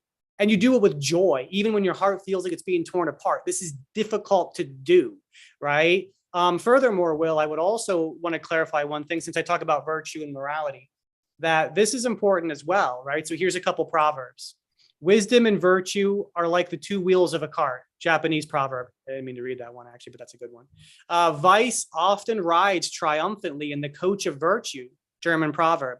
Vice hides under a cloak of virtue. French proverb. Vice is often clothed in virtue's habit. Traditional proverb. I don't even know what that means. Traditional proverb. So the point here comes is that you can have things that look like virtue, but really are vice. This actually touches upon some of the conversation we were having earlier about like the welfare state and just the modern conceptions of right and wrong and morality, et cetera, right? Where I think it's like virtue cloaked under this guise of or it's vice cloaked in the garments of virtue, right? Compassion and tolerance and these types of things, right? So the point, though, is that I think there is a tremendous amount of literature historically that validates the necessity of virtue and human flourishing. Human flourishing comes from Aristotelian conceptions of like the good, which was incredibly important for Aristotle, or for Plato specifically, who anchored the good or anchored rationality. Fundamental, like the fundamental structure of reason was anchored in the good and the Republic. So that's important to understand. Over. But see, I think you're conflating sort of cessation of suffering with just doing what we want and not having any responsibilities, but it's about a net sum game. So of course you need to suffer in order to have a desired outcome. A child, can't be allowed to just run around in the streets. You could say, oh, but they're suffering because they've got to stay inside after dark. But of course, you're diminishing the potential for greater suffering by doing that. So of course, suffering has to be imparted, but it's always with the view of creating less suffering. So I don't know if we're getting our wires crossed there or not, but it's not about having some sort of utopia where no one ever suffers. And this is what I don't, this is why I like the Buddhist philosophy, because one of their first sort of premise is suffering exists. It's everywhere. You suffer from the moment you're born, you're hungry. We're suffering all day long. We're probably suffering right now to some degree. Like, it just never goes away. And once you realize that we are just suffering, any moment, as I think it was Viktor Frankl said, any moment without suffering is to be cherished. And anyway, but I think, like, we've got this, I don't want to get off track, but we've got this mindset stoked by the capitalist model that you can be free of all suffering. Just, you can be like the supermodel and the guy driving the red Lamborghini. Just keep working and doing stuff and you'll get it. You never do get it. And somehow the church has reinforced this too, I think, with, we're born into sin and, you can get your way out of it though. If you just do what the sky fairy says, you'll get out of it. It's all an illusion. Anyway, I'm going off on a tangent. How do we make progress from our rough epistemological foundation towards our goals, right? Nick, you talked about vice and virtue, and you have a bunch of stuff there. What do you think that we could propose and agree upon that would bring us a step closer to what we're trying to do? I mean, propositionally, proposition, man is a moral creature. Man is a moral creature. And your definition of moral is? You can just use the standard dictionary definition if you really want. I assume it'll, hold on, let me look at it. Let me make sure. I mean, I assume it's going to be good enough. We did it earlier, so there's no reason to. Okay, all right.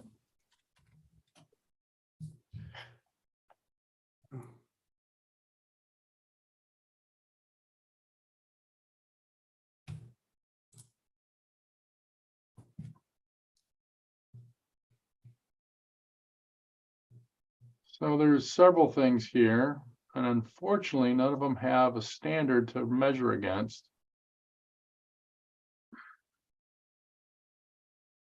Oops, that didn't work. That didn't work.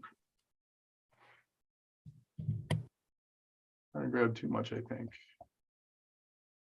Principles concerning the distinction between right and wrong, a particular system of values, the extent to which an action is right or wrong, but none of these talk about what right or wrong is. How do we determine what's right or wrong?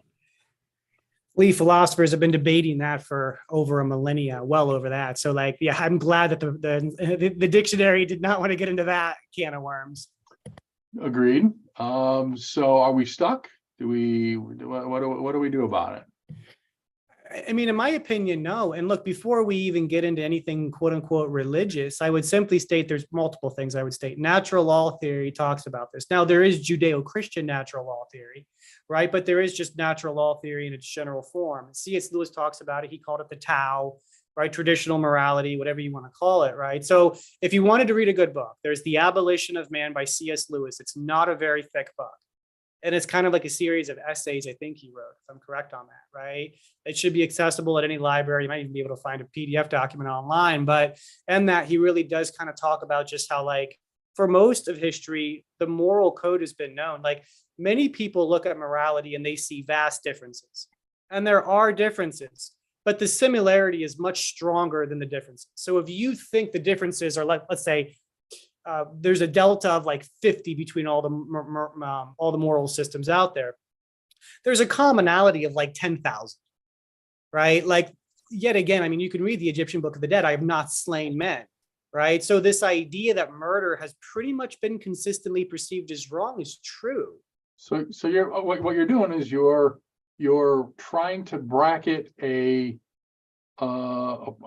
plug-in system, a plug-in standard. You're trying to say that morality, the delta between the the 50 systems or whatever, that there is this distilled set of something that you want to insert as the standard to measure against. Yeah, and we can argue some of the nuances for sure, but the vast majority of it is pretty plug and play. And furthermore, I would also state that this is plugging in, because you even mentioned about like, how do we distill wisdom and common sense?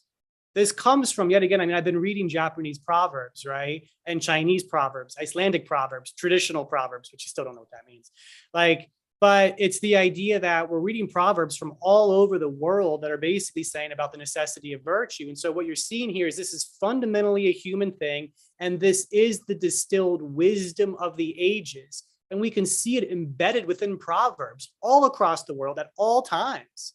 So when people are like, oh, the Bible didn't make up morality, the 10 Commandments were, they were written down before that. It's like, yeah, because the Bible didn't invent morality. Nobody's making that claim. That would be a weird claim to make, because humanity is a moral creature and humanity existed before the Bible. And we can't get, are you suggesting that we can't get any clearer on a distilled statement of morality other than this distilled set that is just undefined? I don't know what you mean. Roby. I think rather than, it might be more fruitful to, rather than coming up with one like simple, easy definition, we could just kind of go over some of the points we know to be true, like doing harm onto others is immoral, right? It seems like every morality, killing people, stealing from people, lying to people, these common things that, to Nick's point, long before the 10 Commandments have been throughout all of human history, they all seem to have what are the repetitions that we see over and over and over? What are the principles that tend to guide how we make these moral laws? And it seems like harm upon other human beings. And if someone does harm upon human beings, even if they do it right, we still consider it an immoral act. So for instance, we say, Hitler was immoral. Dropping the bomb on Hiroshima, while we understand the necessity of it, everybody's still, that doesn't feel right? There's some morality issue there. So it seems to me like figuring out what are the guiding principles might be easier than like one blanket definition. So we're trying to back into it then. Exactly, coming at it from the other direction. Like Maslow's B values, maybe? Well, Lee, I have a question for you. What is unclear? Because you seem to want more clarity and more detail and more rigidity. And I personally don't even understand it. I can't even wrap my head around what's unclear. So if I may ask to you, like, what is unclear about what's being said? Over. How do you use that in a practical application, in a practical environment, right? A father steals a loaf of bread because his daughter's starving. What is the clear-cut answer to that situation? How do we know what's right? I would simply state that, I assume this, I guess, so this is an assumption that just made sense to me.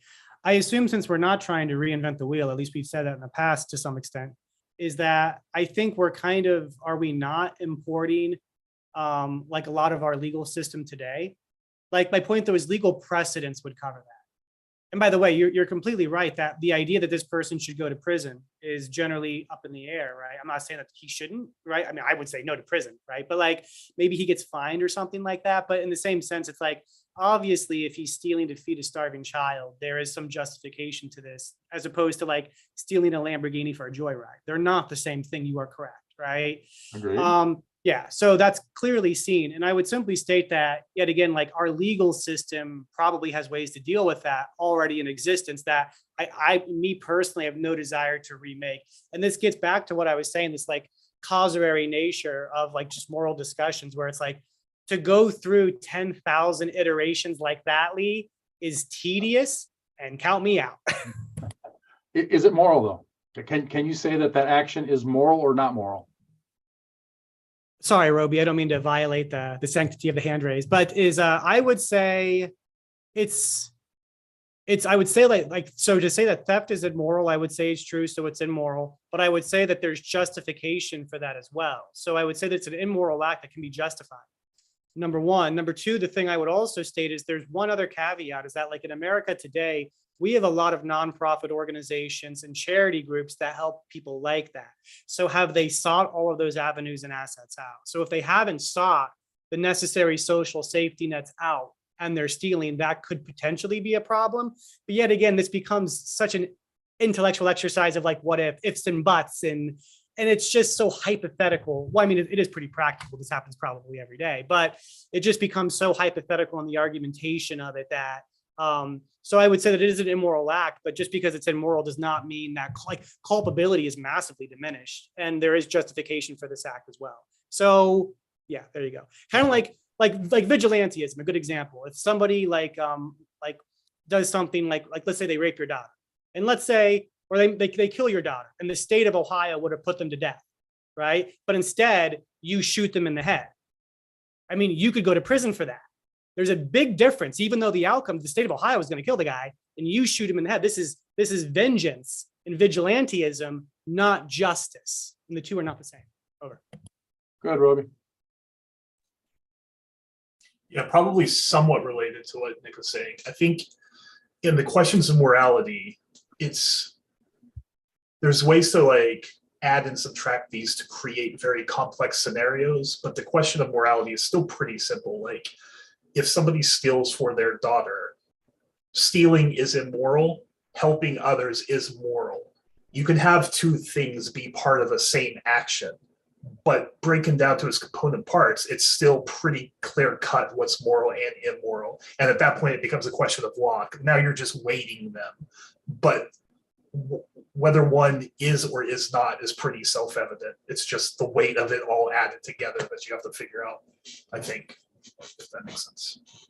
Let's take this concept. Let's grant for the moment the basket of things that we will call common sense morality, without having to get into the weeds on the specifics yet. Let's bring back the porn discussion for a moment, and let's try to not talk about the specific not talk about the specific studies and what they say. Let's try to work with it from the morality / societal lawmaking side of it. Let's go back to where we were last week and try to focus on this particular part of it and try to make a little bit of headway on this. Does that sound cool? Yep. So what can we say? So I could say that the porn worker looking at 5 hours of work at $200 an hour, they take home a cool $1,000, or they can go to the thrifted save and they work for $13.50 an hour, and they know that the porn work may come with other potentially harmful side effects, but their relationship with their kids and the time spent with their kids, there's this scale, right? And let's say they're choosing to do the porn work, knowing the consequences, instead of doing the $13.50 an hour work. I would say either way is justifiable, right? If you gave up the time with your kid and you worked the good job at $13.50 an hour or whatever you're able to command in the marketplace, that's fine. And if you choose to do the porn work, knowing full well that there may be some ramifications that come with that, that's justifiable as well. How do we make some progress on the porn topic with this morality piece being temporarily agreed to?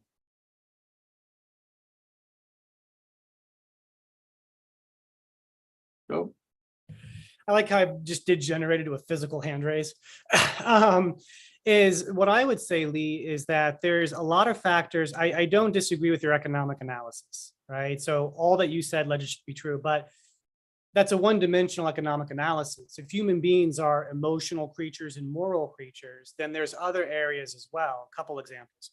First off, Melissa has talked about the trauma that a lot of these individuals faced when they were younger.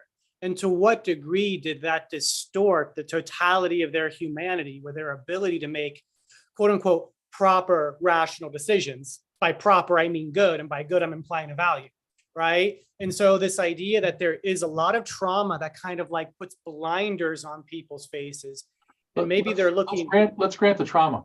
Let's grant they have all that. Go ahead. But so my point though is that then their decision, so this economic evaluation that you were talking about, is not done within the clearest mind possible or the clearest cognitive processes. So there's that. They still have free choice. Let's grant their cognitive impairment. Go ahead. Okay. So the fact that their choice, what they're choosing, is basically in, let's say, the fog of that which is best for them. Furthermore, Sure. There's the future blindness. And what I mean is that people might know that, I assume most people know that working in pornography is can be destructive and damaging. Even I think a lot of the workers are aware of that.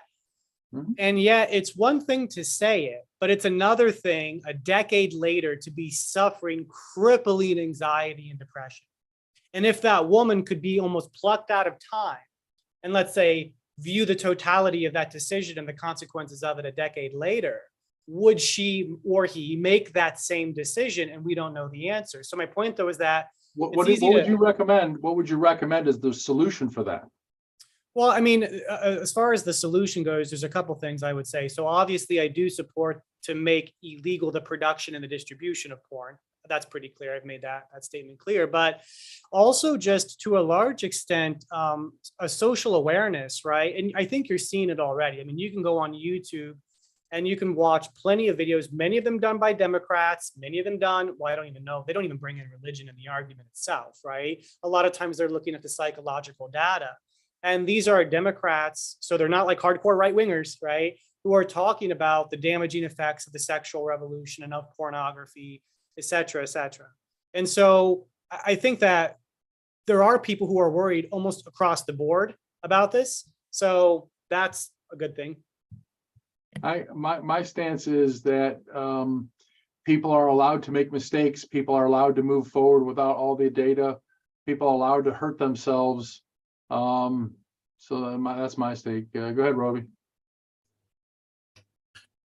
Yeah, it also might be, when having these conversations, it might be important also to distinguish between the morality of action and the morality of intention, because you can definitely combine those and have bad intentions, but do a moral act and vice versa. As it relates to porn, if it's consensual sex, I would break it down to its component parts. So if it's consensual sex, it's moral. If it's consensual sex, but somebody's taking obvious advantage of somebody who can't be making consensual decisions, there's probably immorality to that. So I think the intention would matter as well. The health benefit or the health ramifications in the entire fast food industry created an epidemic of obesity. And I mean, do we cancel fast food? Where Nick, you're suggesting we legislate against the creation and distribution of porn in an attempt at trying to think for somebody else. They don't know what their future is. They don't understand this. They may have cognitive impairment. All of these things you're trying to legislate against them having those rights and freedoms to hurt themselves, including how do we draw the line between how do we draw the line in something like this? Roby? Oh yeah. Also important to distinguish between morality and legality, because just because you legislate for something also doesn't necessarily correlate with morality. Nick is crossing over into the legality part, right? I mean, we can say, I'm for human flourishing, right? So I can say, hey, be aware be aware that this industry has these issues. Be aware, have some, have a class, have a, get licensed, I'm all for humans living better lives. And a lot of that can come at the point of awareness, right? Just being aware that things are whatever. But as soon as you start, making things illegal to try and help somebody have a better life, I think that's just a slippery slope that there's just no way to define it well. Nick? You're not entirely wrong. There's a couple things I'll say. Roby's right. I've adamantly stated that I don't seek to make illegal premarital sex. I mean, that's literally insane, right? So the idea that I correlate all that is morally reprehensible or immoral, let's say, to legislation is not true, right? So can I break in right quick? But you're making that objection based on practical decisions, not based on moral or desire, right? Actually, I would say with the discussion that I articulated earlier about the woman, her inability to look for the future, that faces all of us within every single decision that we make. We can't look into the future. So we're always making decisions with incomplete data sets, not knowing the end. That's just human nature, right? And that's fine. It was just to show, though, the idea that, like, if there's no conception of the value system, and basically, let's say it's total human effects on our emotional aspect, on our health and happiness in the long run, then I think that people are basically making decisions with faulty risk analysis models, effectively, right? To make it concrete for you. The other thing I would say real quick, though, is that for me, the porn issue comes down to one specific thing. Well, let's say this one first because it's shorter. I agree with you. You can't legislate morality to the utmost extent, right? But what I am seeking to legislate is not to legislate morality into the code of law, right? I do believe there is a moral issue here, no doubt, and I will make a moral argument. But you can't legislate morality. Forcing somebody to do something right does not mean they have virtue. This is pretty well known, right? And I would not make that claim because that would be an insane claim to make. But what I am simply stating is that human sexuality, I believe that there is a nature and an essence to human sexuality. And I believe that when we violate that human sexuality, right, the nature thereof, that bad things happen. And I think that when we look at our culture today, a tremendous amount of not all of it, but a lot of our anxiety, depression, isolation, et cetera, do stem from this idea that we have false conceptions of the beauty of our human sexuality, but also the power that it yields, right? Like, look at promiscuity. We just run around ripping each other's, like, we give our bodies and our hearts to people who don't respect it. And then the idea is, like, we're just going to rip each other's hearts out, club each other over the head, and then pretend as if this is going to lead us to happiness. And that just doesn't make any sense to me. And we see tremendous suffering from it too, right? But as long as we're free, we don't seem to care about the suffering. But then the moment you try to limit freedom, then people care and then just prefer freedom, but then they complain about the suffering. And I get confused as it's like, well, where is that trade-off? Yet again, keep in mind, the example of pornography was made to show the lack of conception of the common good. What is that trade-off between, like, radical liberality and the conceptions of the social and the common good? Furthermore, I have been looking at some of the data. I won't get too data detailed because I haven't actually gone there myself. Like, there's a lot to it and there's not agreement on it. I was actually expecting more agreement, but they have said, and this is generally agreed upon, that the youngest two generations, right? They are the first generations to grow up with, like, total access to cell phones. And this has also led, and over time, that you've also seen this, like, pornography has become much more aggressive.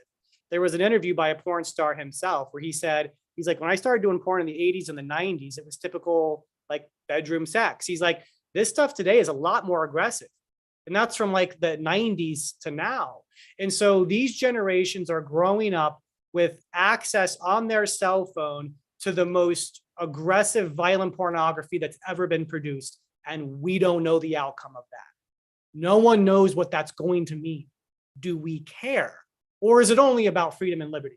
Because if that's it, then the discussion really kind of ends, full stop. I'm going to want to come back to you and figure out how you're going to try to legislate the common good, how you're going to make some structure to that. I can't answer that question, Lee, real quick. I can't answer that because I don't know, but usually legislation is a communal endeavor. So it would happen by the entire court system and by a country as a whole. So that would be up to lawyers and legislators to figure out things that I would have no expertise in. So I can't answer that question. I don't know the specific logistics that You want things legislated, but you don't know how you would draw the line. I want one specific thing legislated within a legal system that already exists with procedures that could probably do this. Understood. Roby.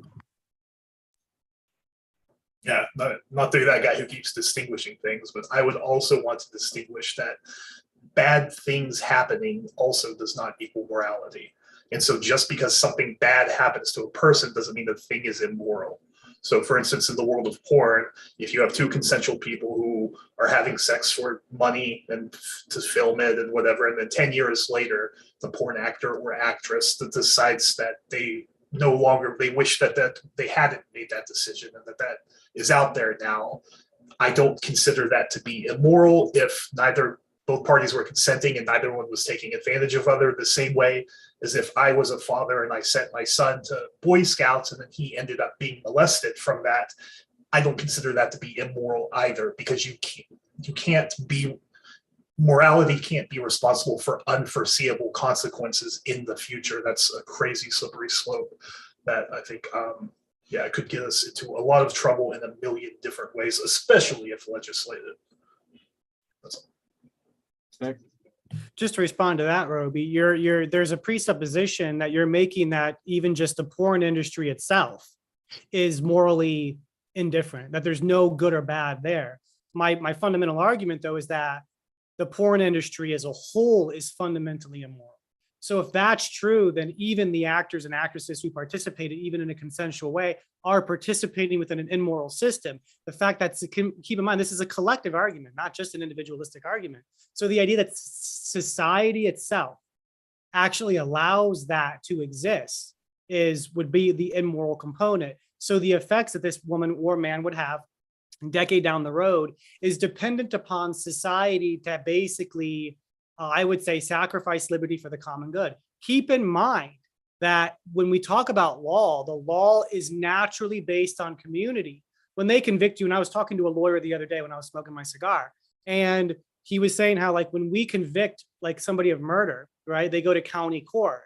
And yes, they murdered a specific person, but actually they're imprisoned by like society for the common good, right? So even though there's a violation of crime between one individual for another individual, the totality of law has always been philosophically perceiving this relative to a social context. That's the default position of the law. So I think a lot of people think it's just this idea of individuality, one individual juxtaposed to another individual. And that's not true from what I understand. I'm not an expert on, law. You're making the assertion that the entire porn industry itself is immoral. I'm going to come back to you in a second, asking you how you make that evaluation. How would you determine that that's the case? Go ahead, Roby. Yeah, similarly, I was also going to say that I would say that I don't consider that industry to be immoral, though I can guarantee you it's filled with immoral acts. But to me, that another maybe analogy would be like the tobacco industry. I don't consider it immoral that cigarettes exist and have killed hundreds of millions of people, whereas a document saying that cigarettes are okay, and as it is an obviously known lie, I would consider that act to be immoral. But the industry as a whole, though it has done nothing but bad for humanity for as long as it's lasted, I also would not consider that to be immoral, though there's a billion immoral acts you can pull out of it. So since both of your arguments are the same, as long as you keep it to cigarettes, Roby, you're okay. Just don't talk bad about my cigars. So the other thing is the way that I would word this, and this is going to be a very Catholic thing, though you can just, my phrase is not going to be because God said so. So just keep in mind. So we would say that the purpose of procreation, of human procreation, the sexual act, is basically the unification or the physical manifestation of love between a husband and a wife. Sometimes you have to name that love 9 months later. It's a physical manifestation, right? So the purpose of procreation is to make manifest the love between a husband and a wife for the purpose of procreation, right? Love made manifest. And so you have this unitary act in the sense that the man and the woman, or the husband and the wife, become one in the action itself. So there's this unitary aspect, and there's this procreative aspect. And whenever one has sex, one should be aware of the unitary nature, the husband and the wife becoming one, right? And we mean this in the act itself, the sexual act, but we also mean it too in the potentiality of the procreative consequence of it, right? So if the act of sex itself violates any one of these unitary and procreative, we could say, necessities for the respect and the dignity of the power and the beauty of the sexual act itself, it's a violation of the sexual act itself. This is why the Catholic Church is adamantly against contraception, because it basically closes off the sexual act and that communion, right, between the husband and the wife to procreation. So it's a distortion of the fundamental integrity of the act, right? So going back to pornography, first off, I assume a lot of them are on procreation, are on birth control. I don't know that to be true, and maybe they're not, right? Either way, the idea that this is a husband and a wife generally is flawed. Not that no husbands and wife produces pornography. And if they did, I would still say that's immoral, right? Though that argument off the top of my head would be a little harder to make, right? But so the idea, though, would be that they're not husband and wife. So I do believe that it belongs within the sacrament of marriage. Furthermore, I would state that when you look at pornography, the idea that these porn stars are operating on this profound sense of communion and unitary and this expression of love, I would say, is false, especially when we're talking about the increased violence within the pornography itself. So my point, though, is that when we look at pornography, there is an intrinsic distortion of the human sexual act fundamentally, and that's its purpose. And also, to add on to that, we could state, and this would be an economic argument that would probably have less moral weight, particularly pertaining to the sexual act itself, but it is a degradation in the sense that it's a commodification of that. It's this idea that we're going to just have people have sex, cold, meaningless, indifferent, completely detached from anything good, true, and beautiful, from the intrinsic beauty of the act, and we're going to sell it to people, right? So there's this commodification of something which is profoundly sacred and beautiful. And so that's what I would say, that would be the moral argument for why all of pornography is destructive. And this would include softcore porn, even if you have just a woman stripping around like a striptease, right? It is the idea that all humanity, but that women particularly, I would say, because porn generally, that there is this inherent dignity within women, and that to commodify them under their sexualization, to me, is an infringement upon their true dignity, and therefore it's immoral. Over. Because we're not having that many people talk, let's try to keep the answers a little short. Go ahead, Randy.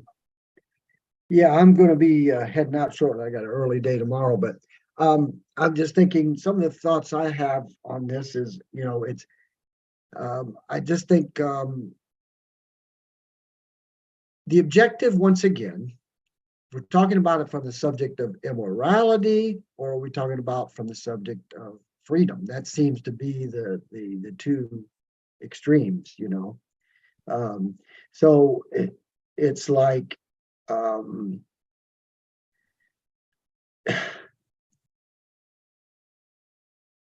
to me,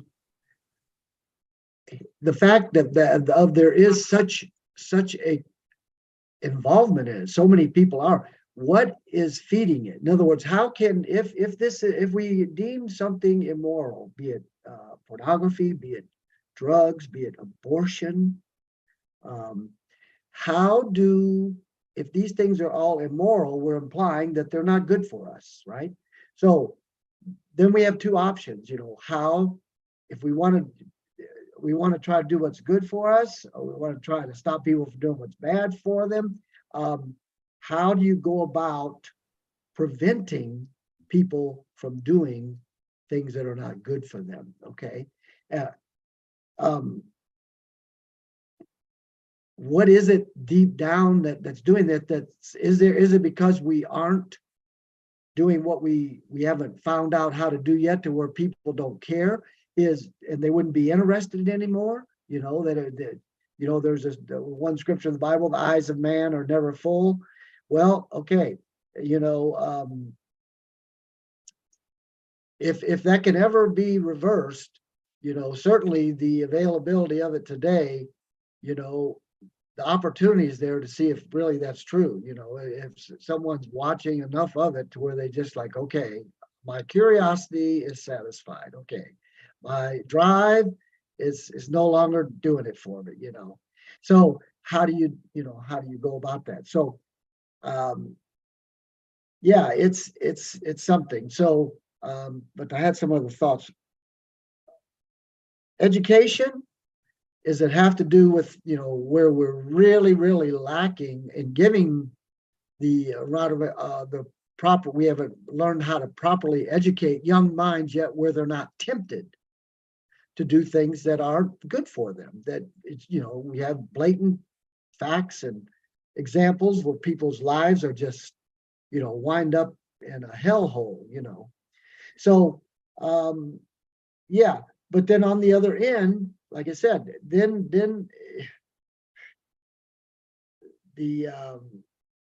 it gives us another reason, and I say deep down within, we're always trying to look for a reason to explain the biggest dilemma of what we suspect on a vast scale is that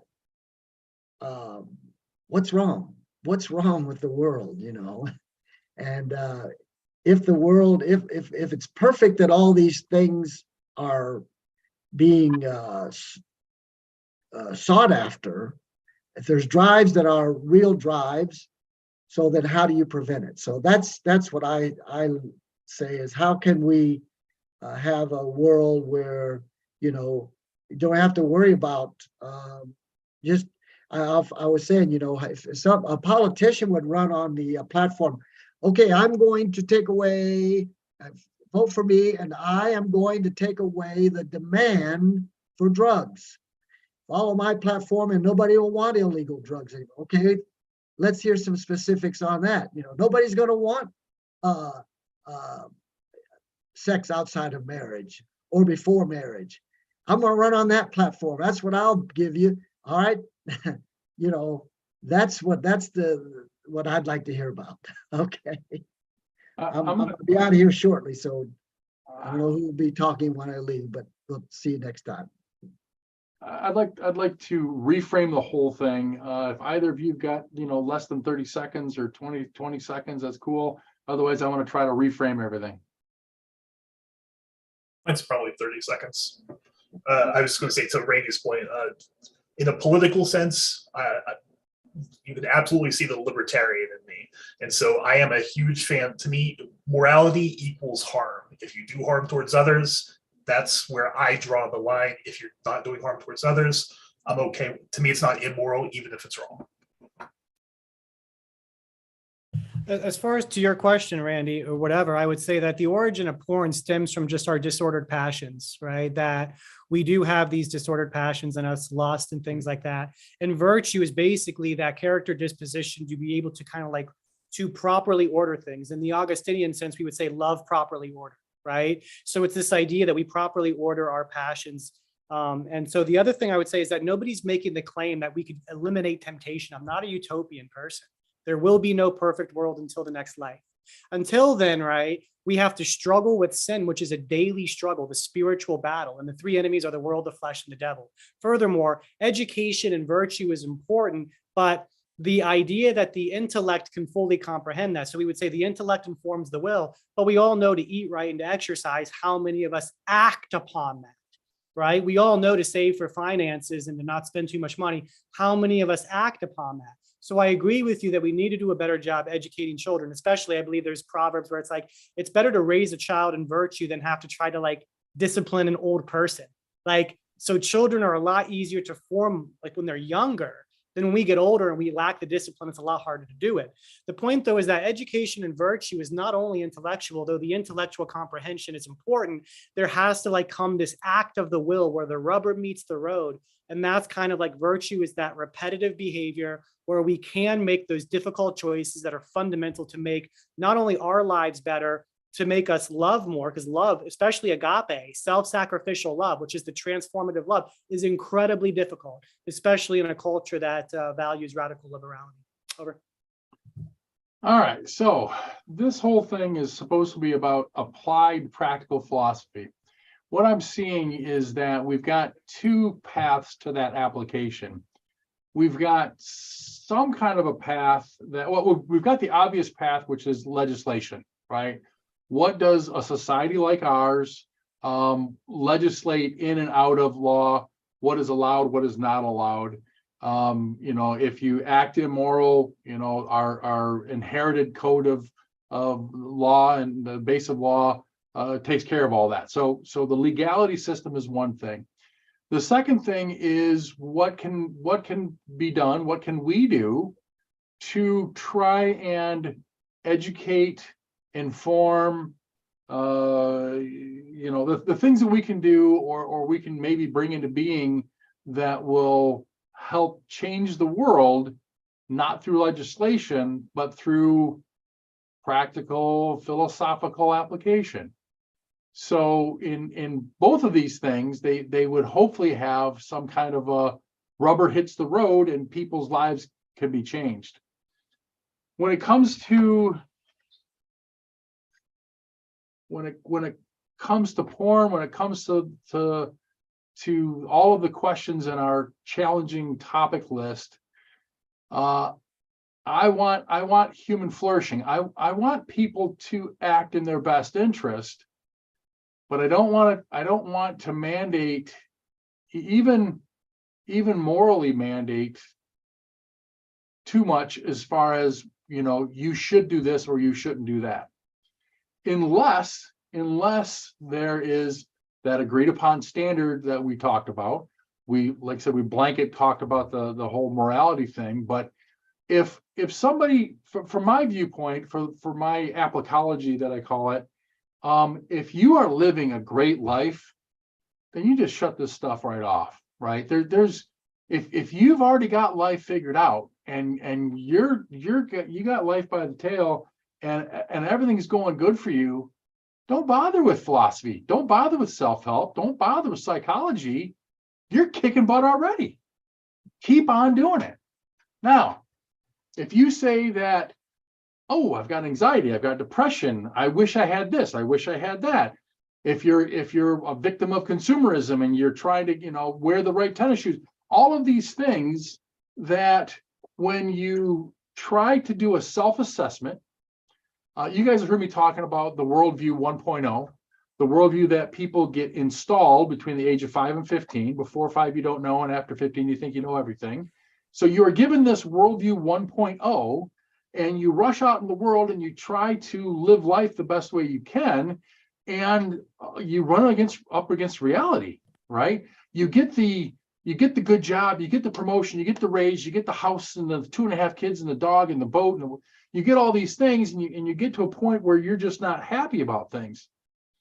If you're at a point where you've got the anxiety, depression, you're not happy about stuff, and you want to be happy, we're going to be getting into what I call the good life. I think there's 4 levels to the good life. The lowest level is the pleasant life. The pleasant life, as I define it, as is defined by a paper I can reference later, is a life free from pain, worry, confusion, and fear, right? I think that I would like to help as many people as possible get to a life with as least amount of pain, worry, confusion, and fear as possible. Now, suffering, as we've agreed, is like ubiquitous. We all have suffering. Our suffering can be diminished if we want less. You know, I like Epicurus. He's a pretty cool dude. Having less wants or desires makes it easy to attain those desires, right? Having reasonable shelter, reasonable food, the list of standard, you know, whatever, that's actually not that expensive to get. People in United States poverty can often get the basic things that they need to be satisfied. Now, if you need to wear the expensive shoes or the, you know, the fancy clothes, or if you need the car, if you need all those things, if you need the the prestige of a better job, and you can get those things, maybe you can be happy. If you're not able to get those things, is your life diminished? Is your, you know?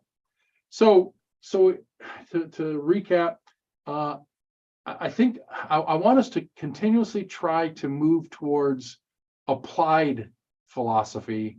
I want to figure out what we can do to help the world in a non-legal sense, education, classes, making content, whatever that is. And then I would like to try and, you know, maybe make a white paper or some other kind of thing that will help our legislators make our society better. So that was a bit of a rant, but applied practical philosophy is really what I want to focus on. Go ahead, Nick.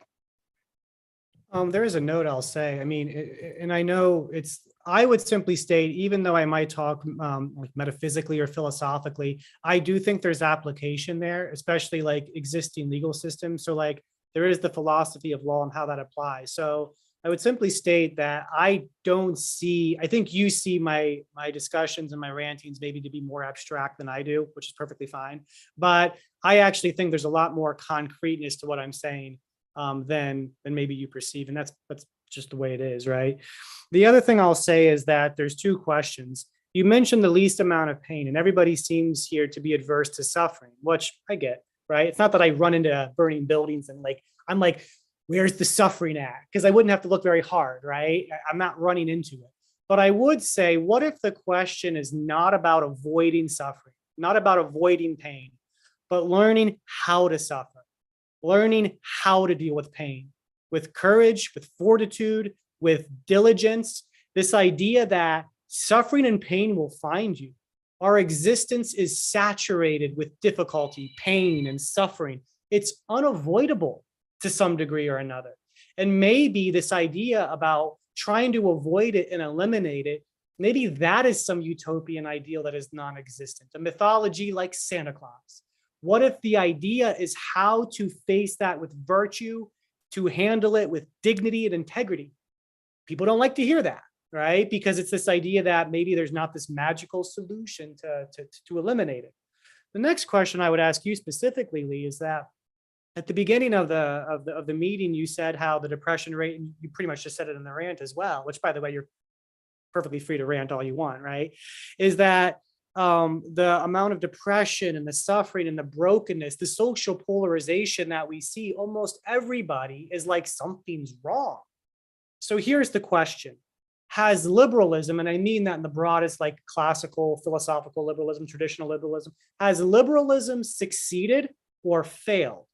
Because if liberalism failed, then all we have to do is restore the principles of liberalism. If liberalism succeeded, which I think it has, then the social polarization is not some distortion of the liberal order. It is a consequence of the liberal order, which means the liberal order needs to be put under scrutiny. One of the things that I'm doing with the porn argument is to show the lack of common good. And this goes back to you and to Roby as well, right? It's the idea that in liberalism, philosophically speaking, they reduced the common good to the most simplistic. It was just a reduction. Like basically there was very little legal conception of the common good because it infringed upon individual liberty. There was a trade-off there. We're seeing that. If I legislate for porn, obviously it infringes upon individual liberty. So the question I'm asking you, Lee, is that did liberalism succeed or fail? And if so, what does that mean for basically the liberal order? And this gets back to the idea of the common good, that maybe we have an over reductionist view of the common good in a legal conception, and this is leading to radical individuality and autonomy that is plunging people into darkness and pulling society apart at the seams. Over. I'm probably not going to answer your question directly because the term liberalism to me is not a very useful term as a container. So I hope, sorry to disappoint. Roby, then Pam. Okay, so two things. The first one, I guess to address you, Nick, first of all, I absolutely am on board with suffering is not something to be avoided. In fact, it is exactly what builds character. So if you've ever met anybody who's gone through a life of very little suffering, those people are insufferable, right? Because they've been bubbled too much and go into the world with unrealistic expectations and project that on others. And I don't think that's healthy in any way. So I absolutely appreciate suffering and find the virtue in it for everybody. To lead to applied morality, I would consider applied morality to contain three necessary components. The first one would be I came up with this a long time ago. We talked so long, I forgot them all. For sure, there's the forced morality, which would be legal law, right? Where we're enforcing upon our society the morality we've decided as a society for those who lack. I would consider the third part, I forgot what the first one was. The third one would be incentivized morality, which is morality that doesn't do harm on others, but we nudge people to follow the moral path that we've set. And so, yeah, man, I really wish I remember that first one. When I remember it, I'll come back. Yeah. Okay, so I have a question. First of all, Lee, when you said, you want to do something, I may have your words a little bit wrong here, but you want to do something for the common good or the community. You want to make an impact in society towards a positive way. Mhm. And I'm trying to understand what you are actually trying to do, because what I think when you say that is I segment it out to, these are just a few examples that popped in my head. We have smoking cessation classes. We have the 12-step program. We have counseling services. We have GED programs. We have all these little things that are out there in the community, and it still doesn't seem to be making an impact. So that's one point. And then the other thing is, it's funny that I think, Nick, you just brought this up, but and I was just thinking today to myself, quietly here at home, why do some people, or why, I shouldn't say why can some people recognize, they're going down a rabbit hole, recognize, that they have been through abuse, recognize whatever it is that they're depressed, and they can do something about it, and others seem to not be able to recognize it, or I don't know if it's the will.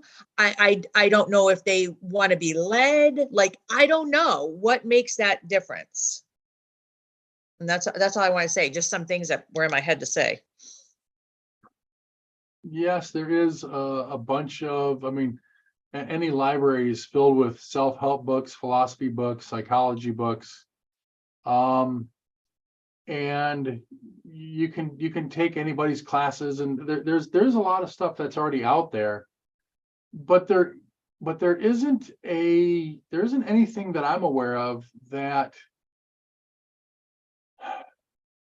endorses a path through that plethora of data. Standards companies, which is what I talked about in the last meetup, standards companies would, if we were to act in some way as that, we would say that here, to know about morality, right? You've got every religious, thing out there. You've got the psychologists, you got the philosophers. Here's, like, if you look at these four things, right? You of course you can read as much about morality as you want, but these four things, whether we create them or whether we just reference them, the core of what you need to know for this particular stage is this: we endorse these things, right? And when it comes to self-care, when it comes to mental health, when it comes to meditation, we can stamp our endorsement onto a variety of things. And what does it mean? It just means that we think that it's good, right? And if you don't like the way we pick things, well, then you just don't use our system, right? You know, there's some financial people that I like to follow, and there's other financial people that I don't like to follow. I want to take a shot. Religions have given humanity a set of moral codes and a set of community building things and things that when you have, you know, a death in the family, there's a bunch of different things that religions have done. As everybody knows, I'm not religious, right? I think that there is some secular things that can be done, not necessarily a secular church, but there is a path for us to try to help people navigate the plethora of information. And if you like what we're talking about, you know, here's our path forward. And I don't remember what your second question is. Go ahead, Nick. So the one thing I'll say is real quick to Roby's point about forced morality. I actually don't think that if there was a law to legislate, you can't enforce morality. So if we had a law to legislate porn and people weren't doing porn, this wouldn't be a morally, like morality is implicit within free will. So free will has to be there for the exercise of morality. So like there is no, like forced morality is kind of a weird statement, right? Phrase. Incentivized morality would be what I would call like this idea of the social taboos and the social norms, right? And I do believe as a traditionalist, like maybe a lot of the conceptions of like human sexuality in the 50s were accurate. Maybe the way that we carried them out socially was improper. So the idea that we can kind of like bring some of that back and make it relative to the 21st century, where divorce is still seen to be negative in a particular sense, but there's more understanding about the necessity of divorce in certain particular situations, right? Like abuse and stuff like that, right? So there's that. Furthermore, so there's that. As far as Pam, to your issue, as far as resources, I agree with you that there are tremendous amounts of resources out there to help people with their problems. And I do think they make an impact. They might not make an impact on the collective as much as on the individual, but plenty of people have had their lives turned around by these local resources or even YouTube, right? Like, so I do think that there is an impact. As far as abuse and how people cannot see that they're going down really dark roads, that's a good question. I mean, we know that drugs cloud the ability to make good decisions. I think abuse can do the same thing. Melissa, if she's even listening anymore, like she might be able to answer that better than I would. But like just our ability, like our self-awareness to a large extent is almost, it seems to be diminished or truncated or even like broken, where we can't see clearly where we're going and other people outside of us can see much more clearly. It is sad. It is interesting, and I really can't answer that to any sufficient level. The only other thing I'll say though, Tom, you've been quiet. Yeah, muted. All right, cool. Over. Pam and Roby. Okay, thank you for the replies. So Lee, so what I'm hearing you say is that you're looking for an all-encompassing way where these are the ways people should lead their lives. These are what we think is the stamp of approval as a standard company, that this would help you with whatever we come up with to lead your life in a better way. But on the flip of that, you said, but for those of them that don't want to go with this, don't choose to, that's okay. That's fine. Okay, but my question is, does it not bring us right back to where we are if you have those two groups running simultaneously? I don't understand the question. I'm just saying, we right now, just like what Nick was saying, we have all these little components, these little compartments, these little, help communities.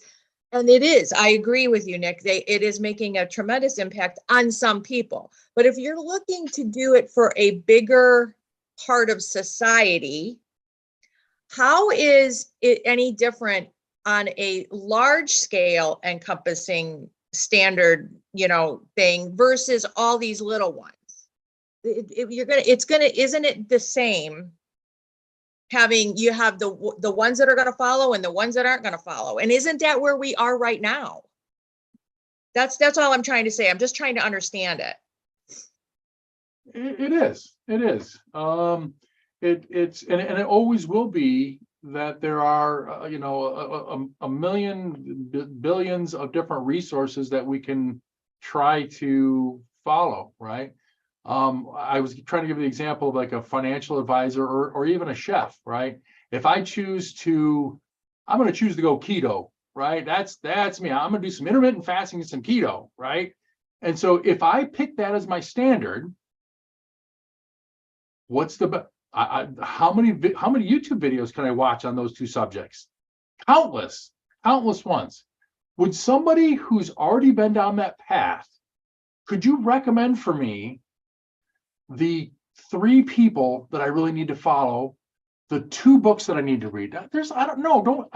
Don't recommend all the books. Tell me the 2 best books and the 3 people I should really follow. Yes, I may lose a little bit here at the edges because I'm not following everybody. I'm looking for that endorsement. I'm looking for that shortcut to be able to start looking. If I'm only looking at 3 people and 2 books, I go to Amazon, the books are on the way. I go to YouTube, I put in the 3 names, and I'm learning. I'm getting better. I'm learning about was it Jason Fung or whatever his name is, the intermittent fasting guy. I'm learning what ketosis is. I can that's what I'm looking for. I'm looking to cut through all of the crap that's out there, and it's not all crap. I want the distilled wisdom. I want a group of people to show me the path that I can quickly, efficiently try to get where I'm going. So no, there's always going to be stuff out there. I can of course go to any of those things. I want a path lit in front of me that'll help me guide the way. Roby. Yeah, so that goes to so I'm just going to read in the chat out loud for anybody who's not looking at chat. So the 3 components I think that you need for applied ethics: resources. It's not fair to ask us to be moral if we don't provide the resources necessary to practice our morality. That includes educational, spiritual, etc. Second, enforced morality, the law. How do we enforce morality on those who do harm on others? And then the third one being incentivized morality, nudging those that follow a standard moral code, but without enforcing it to those that don't do harm to others. I think the doing harm to others, again, is the most important part to incentivizing, but not enforcing, not mandating, not creating laws to try and shape people to follow things that they're not naturally inclined to do, even though you think that they should. I would argue that that is one of the reasons for declining like church membership, and no fault of their own, but they don't incentivize the public that aren't doing harm to attend the church like they used to, mostly because they're in competition with other things like whatever, video games or YouTube or all the 1.5 million other ways they could spend their time. But incentivizing those of us who are living life but not necessarily following the moral code to do so, I think is the smartest way for us to apply it, and we'll get the most production out of it because we're not twisting arms of people who aren't ready to be twisted. Bam. Okay, one last question. So I just want to say, for this all-encompassing, cut through the BS and this is what you need to do, my one comment is every individual is going to have a different destination. So how are you going to accommodate that? And the second part of it is, are we starting this right now with the topics that you have in the discussion? I mean, am I understanding this correctly, that that's what we're first tackling? The answer to We're trying to. the answer is this concept I've been actually working on for quite a few years. The meetings and stuff like that are my way at starting to drive towards that final goal. I think that process is not necessarily fun to watch, not necessarily going to be picked up by a bunch of people, but I want to try to get it right, I guess. So I'm taking things in a step-by-step fashion. The meetings I put up there with the contentious topics, because who doesn't want to talk about those contentious topics? If we're going to try to suggest what people ought do, right? If we're going to go that far and give shoulds and oughts, we better have a pretty good foundation, a foundation that's just not my opinion. You know, one of the reasons why I've got a group and trying to get people to vote on things is it gives it a little bit of legitimacy, only as much as somebody, you know, grants in us that it's not just Lee's opinion, that there is a bit of a group behind here. So there's a long-term goal. There's some intermediate goals that I think are what needs to happen in the interim. And I forgot the rest of the question. Go ahead, Nick. I would say though, I mean, in my opinion, Lee, I've said this in the past where it's like, I think you're kind of trying to reinvent the wheel, right? Where I posted in the chat, there were a couple books. I've actually never read The Morality of Happiness, by the way. So that's one that I have not read. I think all the other ones I have. But so there's this idea that there is this conception of like traditional morality, virtue ethics. The Stoics were that way to some extent, right? Not that I agree with everything Stoicism says, obviously, but so there is this tradition, right? And so I would simply state that like studying that and kind of bringing that into the discussion would be tremendously beneficial, in my opinion, right? So, because like we don't need to reinvent it. The other thing I would say just to you, Roby, in my opinion, declining church membership has more to do with the cultural relativism in many cases. The church isn't twisting anybody's arm.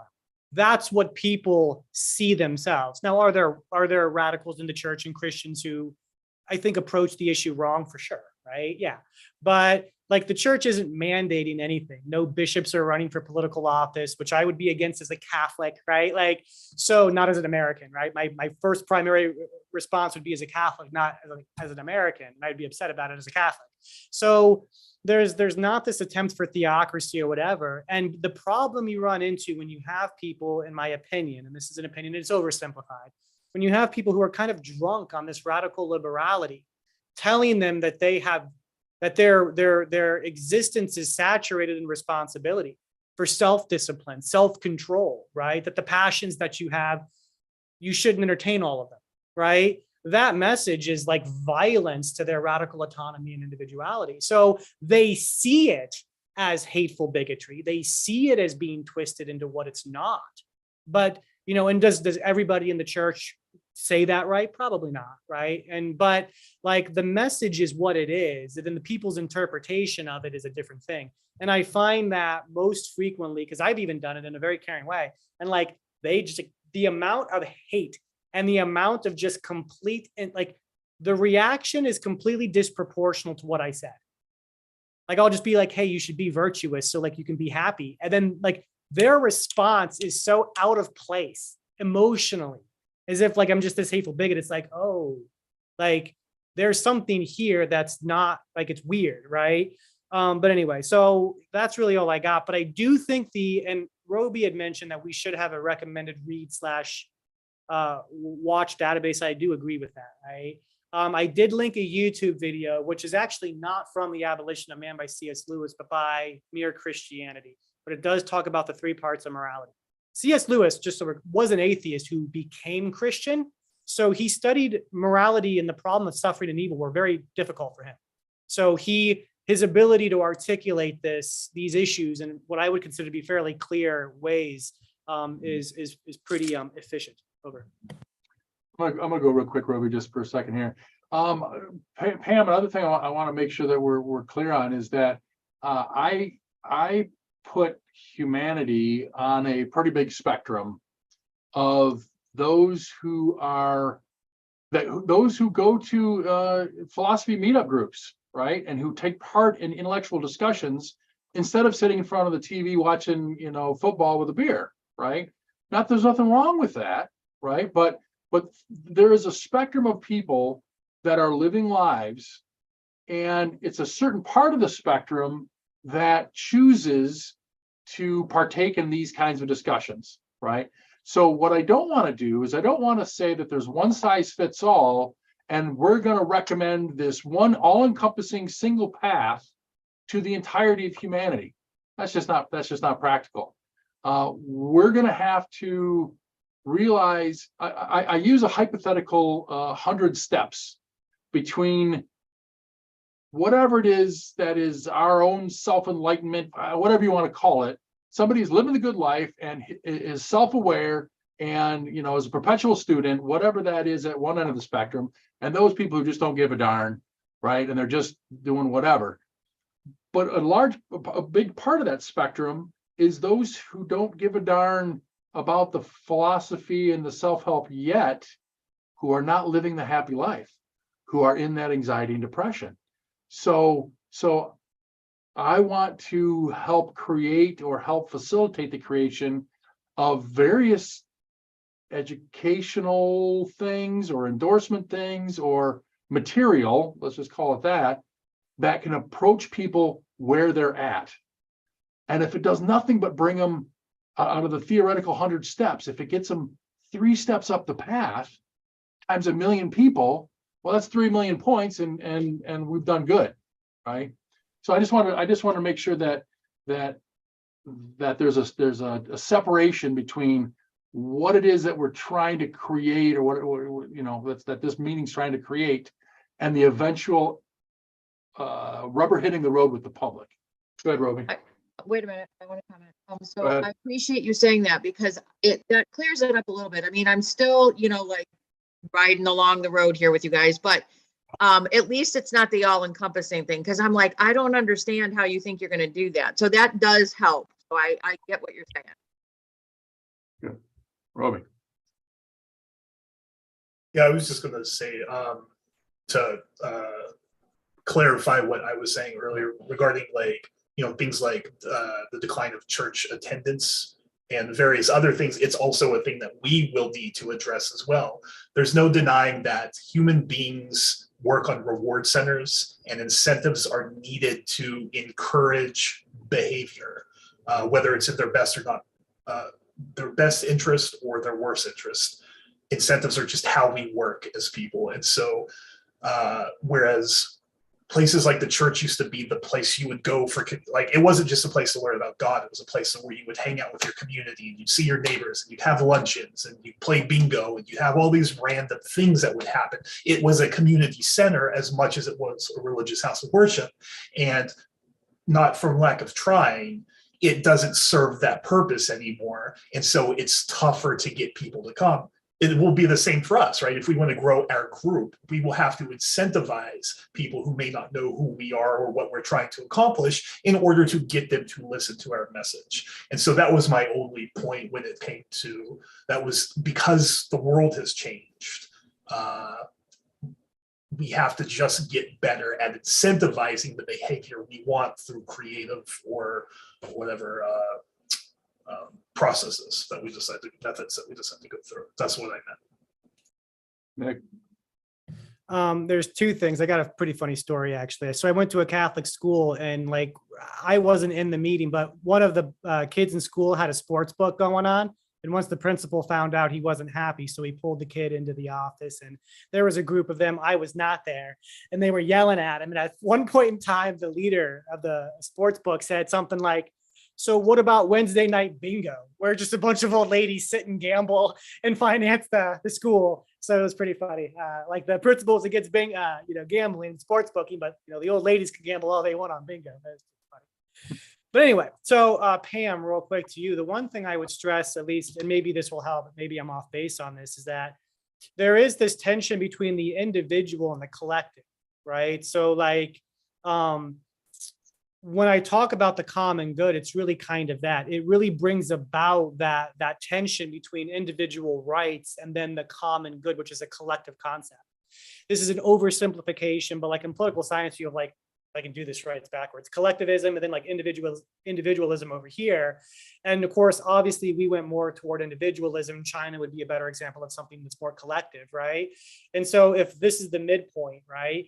Like, my porn argument is to kind of show that, like, I'm just trying to like move this like radical individuality like here.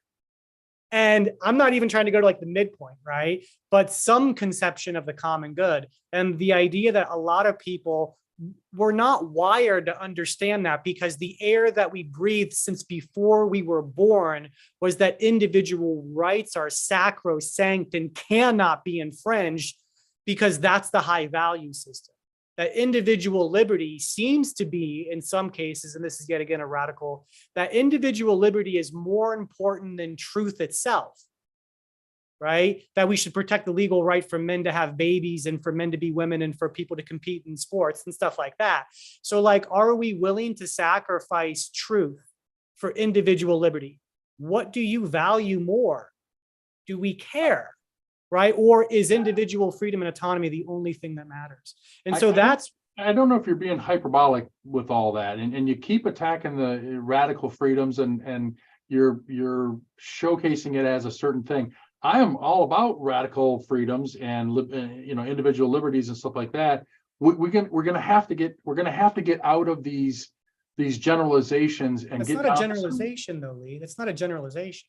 How is that a generalization? Where's the rubber hit the road? What do we do? What actions can we take to do what you're suggesting? I don't believe the fundamental purpose of reason is action. I think that utilitarian, like you and I have a different conception of reason. You're back on the generalities again. Fundamental, something more tangible. I will simply state this. There was a father in Texas who went to court and his parental rights were stripped because he had a child who was trans. I don't know if it was a boy or a girl, but and the father would not give that child hormonal therapy. And the court, it was a boy. and the court stripped his parental rights. Lee, I don't know how old the child was. Does anybody in this group think that's a good idea? No. No. But Lee, that's what, but Lee, that the group is one thing, and and that's good that nobody in the group agrees with that, right? The point here, though, is that the court was basically operating under this conception of radical liberality, that the child has a right to define his or her own gender, and that parental rights are secondary to them. So I agree. Let's figure out how to go down that rabbit hole and make a dissenting opinion, or let's do something about it. I mean, we can just complain categorically that that the common good is under attack. That's fine. We can say that individual liberties, as you say, people get all out of whack emotionally when they're trying to defend it. These are all fine platitudes or hyperboles or whatever. This group is about applied practical philosophy. I want to dig down and make a difference instead of just talking about it. We got to figure out how to make a difference with that kind of stuff. Okay, I get confused when you talk like that, but fair enough. I will say one thing though. Well, actually, I lost it. What was I going to say? Is that it's weird that you can really make that clear. I mean, like, because you had even mentioned that there's a relative standard of value. So by what relative standard of value, when we were talking about the standard, the value standard, right? But you said that there's no objective standard, it's just a relative standard. Right. And Okay. I put in the well-being of humans as my subjective standard placeholder. Yeah. But my point is that a lot of the philosophy that, and this is where to me, this actually does have like concrete practical application, because your philosophical structure seems incredibly similar to a lot of the quote unquote postmodernists, the more radical elements of it that are articulating these exact same conceptions. That's a straw man. You've just put me in a category and then attack the category. I mean, that's not, you got to do with what I say, not what postmodernists think. Well, I put you in that category based upon your conception of relativism, the idea that you think the value standard itself is relative. I am, yes, and I've explained why and how. That all evaluations, in my opinion, Lee's Prism says that you have to insert a standard, and we can take your standard of the 50 delta, distilled common sense morality and use that fuzzy piece of stuff and put that in there. I use a different one. I call human flourishing or human well-being. Either way, we're just asserting a standard, and unless we agree upon a standard, it is just relative. And so, I mean, if you're attacking me on relativism itself, yes, instead of on what specifically what I'm saying, my human well-being is about as defined as your 50 delta distilled common sense. I don't understand. Well-being, I've also defined well-being has two parts: life satisfaction and life length, right? So there's a little bit of different definition for my inserted relative standard versus the common wisdom stuff that you're referring to without the details. I mean, here's the thing I'll say about the details real quick. The details are there. I posted like 4 or 5 books and some YouTube video. I'm not going to sit here and recite over 1,000 pages of things that I've read about like virtue ethics. Like, but you're attacking me on relativism itself. I am. That's true. But that has nothing to do with virtue ethics. My point though is that I didn't lump you in with I did lump you in with the postmodernists, but that wasn't an arbitrary lumping in. It was the idea that you articulated a type of relativism. Now you could hash that out, but you basically said that the moral standard that we have to go off of is itself relative and there's no objective way to anchor it. That is very similar to what they're saying about valuations as well. Sure. So my point though is that I lumped you in with them. Do you have, what is your standard? I have an objective standard, but that's because I would say that it's metaphysically grounded in God. I would make that claim. Because I don't believe that makes me not able to accept your standard. So we have a situation. I'm going to move on to in the porn industry. I'm going to call this the money shot as a part of a bad pun. Here is the flowchart that I made quite a while ago that talked about how the rubber would hit the road to some degree with what I've been talking about. This is part of a bigger presentation. I don't want to get into the whole thing. COEGL is a term that I come up with, the Council of Ethics and Good Life. Good life is one of my asserted standards that I want to try to help people attain. I'm not, because we do have to assert some standards in there somewhere. What I want us to do is mostly the big blue circle in the middle, is to try to come up with positions and the connections between the positions, both foundational stuff, like we've talked about this earlier today, and the complex positions, porn, drug, or, immigration, all those tough things, and then from there we can have some things. We can have some education, we can have some endorsements, we can endorse some other stuff, some licenses or whatever. So this is kind of the kind of a quickie money shot of what I was talking about before. Go ahead, Roby.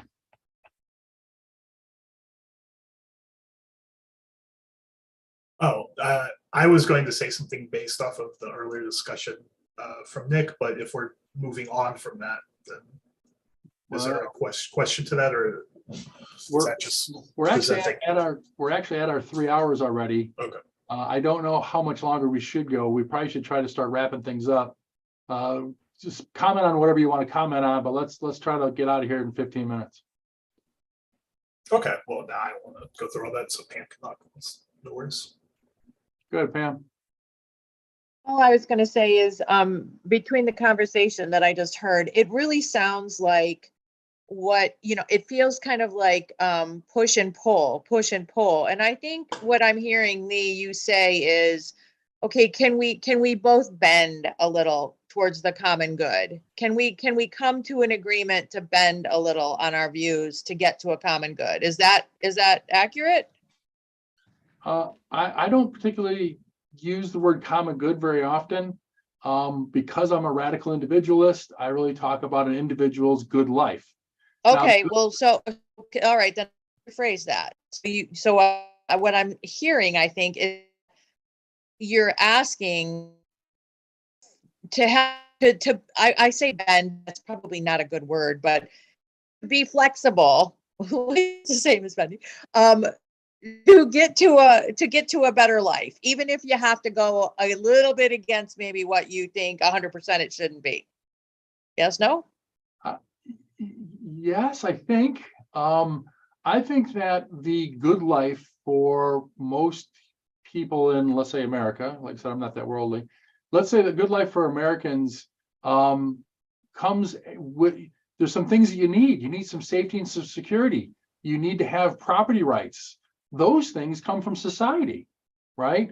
So I want our government, I want our societies to provide, military. I want them to do roads. There's a set of things that I want them to do, and when it comes to my safety, security, and liberty, I want them to protect and safeguard those. Now, when those are okay, I want to live my life however I want to live my life. I shouldn't have the right to do it at somebody else's expense. And that could be deliberated, and that could be whatever. I've used the term, if I want to stay in my room coked up playing Grand Theft Auto, I should have the right to do that. If I want to have some hookers or whatever that join that party, and they agree and I agree to a mutually beneficial transaction, and nobody is being blindsided or whatever, I should be able to make any kind of arrangement with whoever, assuming that all parties go into it with eyes wide open and everybody agrees to stuff, right? I want some pretty radical autonomy and pretty radical liberalism, or not liberalism, but individualism, not at the expense of others, and with my basic society safeguards and whatever in place. So I want the government to stay out of as much as they can, except for this base level of stuff. Okay, so, and when you just say that, I'm thinking of you and I'm thinking of Nick in your conversation, and I'm like, okay, well, you're sitting here saying that, if you want to sit in your room and do Grand Theft Auto, then that's what you have the right to do. But I want to sit here and say, but he has the right to stand on what he's standing on too. I mean, it goes both ways. Sure. Yeah. As long as his laws, as long as he can try to educate me or inform me or make me aware of morality and vice and virtue and all those things, that's fine. And if I pick up his book or watch his video, that's on me. I don't want his laws to get into my space. I want him to get into my space as little as possible. He doesn't want me to outlaw cocaine and hookers. There we go. Right. I have no problem with GTA, right? Grand Theft Auto. The other thing I would say, I got more issue with Grand Theft Auto. It's one of the only games that I didn't let my kids play because you practice crime. Military stuff, okay. Aliens, whatever, right? GTA is practicing crime. And I said, you know what? I don't care if you're 18 or not. Well, when you're 18, do what you want. But if you're 17 and a half, I don't want that in my house. That's just not cool for me. Sorry about that. Go ahead.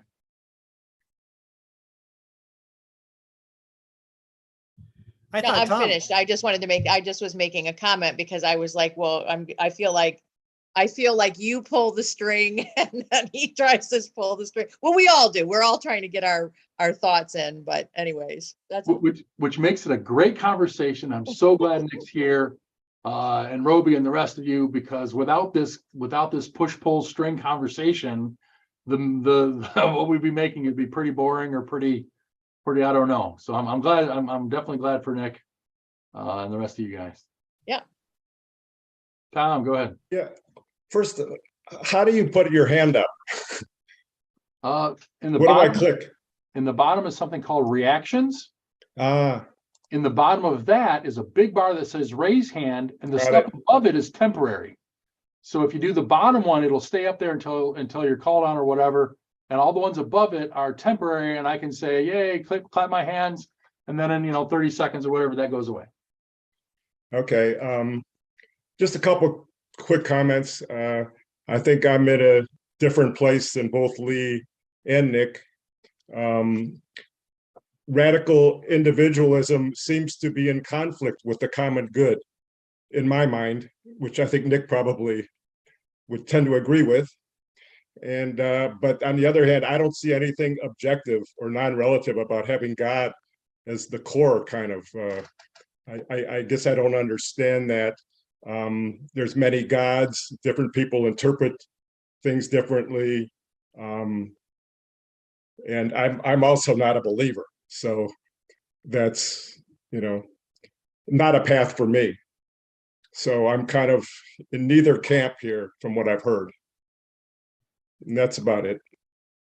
Well, there is something I want to clarify real quick that I don't know if Lee knows either. And, I don't want to, is the idea that I'm talking about metaphysics. So like that example, Aristotle had a metaphysical proof for the existence of God. Now he predates Christ by 400 years. He lived 400 years before Jesus, right? I don't know to what extent that he had interactions with Judaism, but so my point though is that there is metaphysical arguments that have been around for a long time. And by that, I mean that we're talking about like this philosophical God. I use that term loosely. No one would make the claim that when Aristotle talked about God, he was talking about the Judeo-Christian God, right? Nobody makes the claim that you come to the Trinity, the Father, the Son, and the Holy Spirit through just rational deduction. That's divine revelation. So my point though is that there is a difference between like the philosophical proofs pertaining to, like, let's say metaphysics about God juxtaposed to divine revelation. Those are not the same. And so I would simply state that there are plenty of ways that we can make metaphysical statements about God in a philosophical sense. A good example is that like one of the arguments is like, why is there something instead of nothing?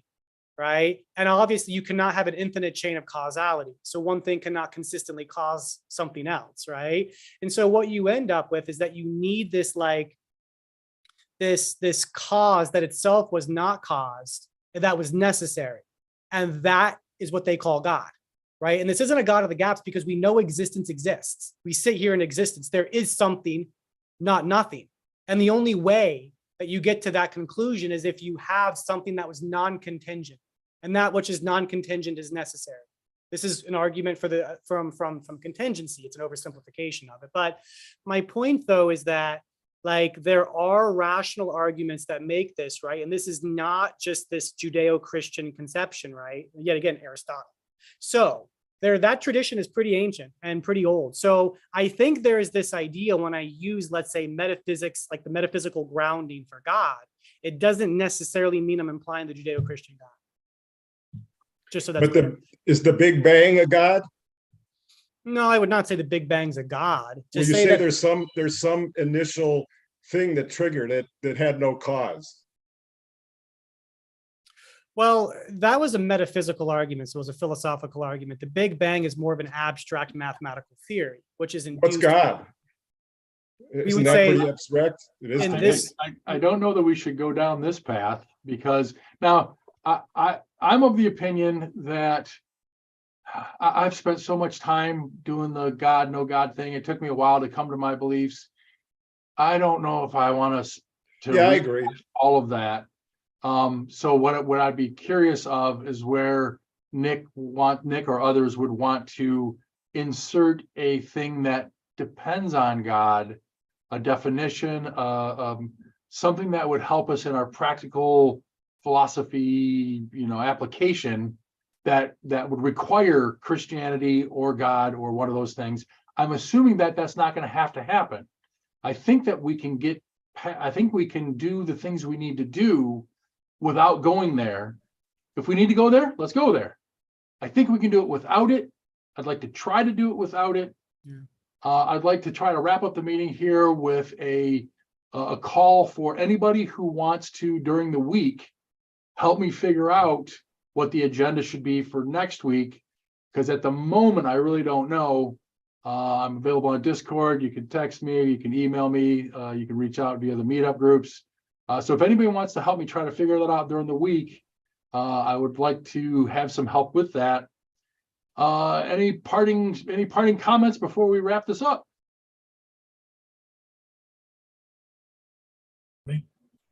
Thank you ever so much. Thank you, Nick Thank and you. Ruby and Tom and Pam and Will and Melissa and those Thank others that didn't stick around.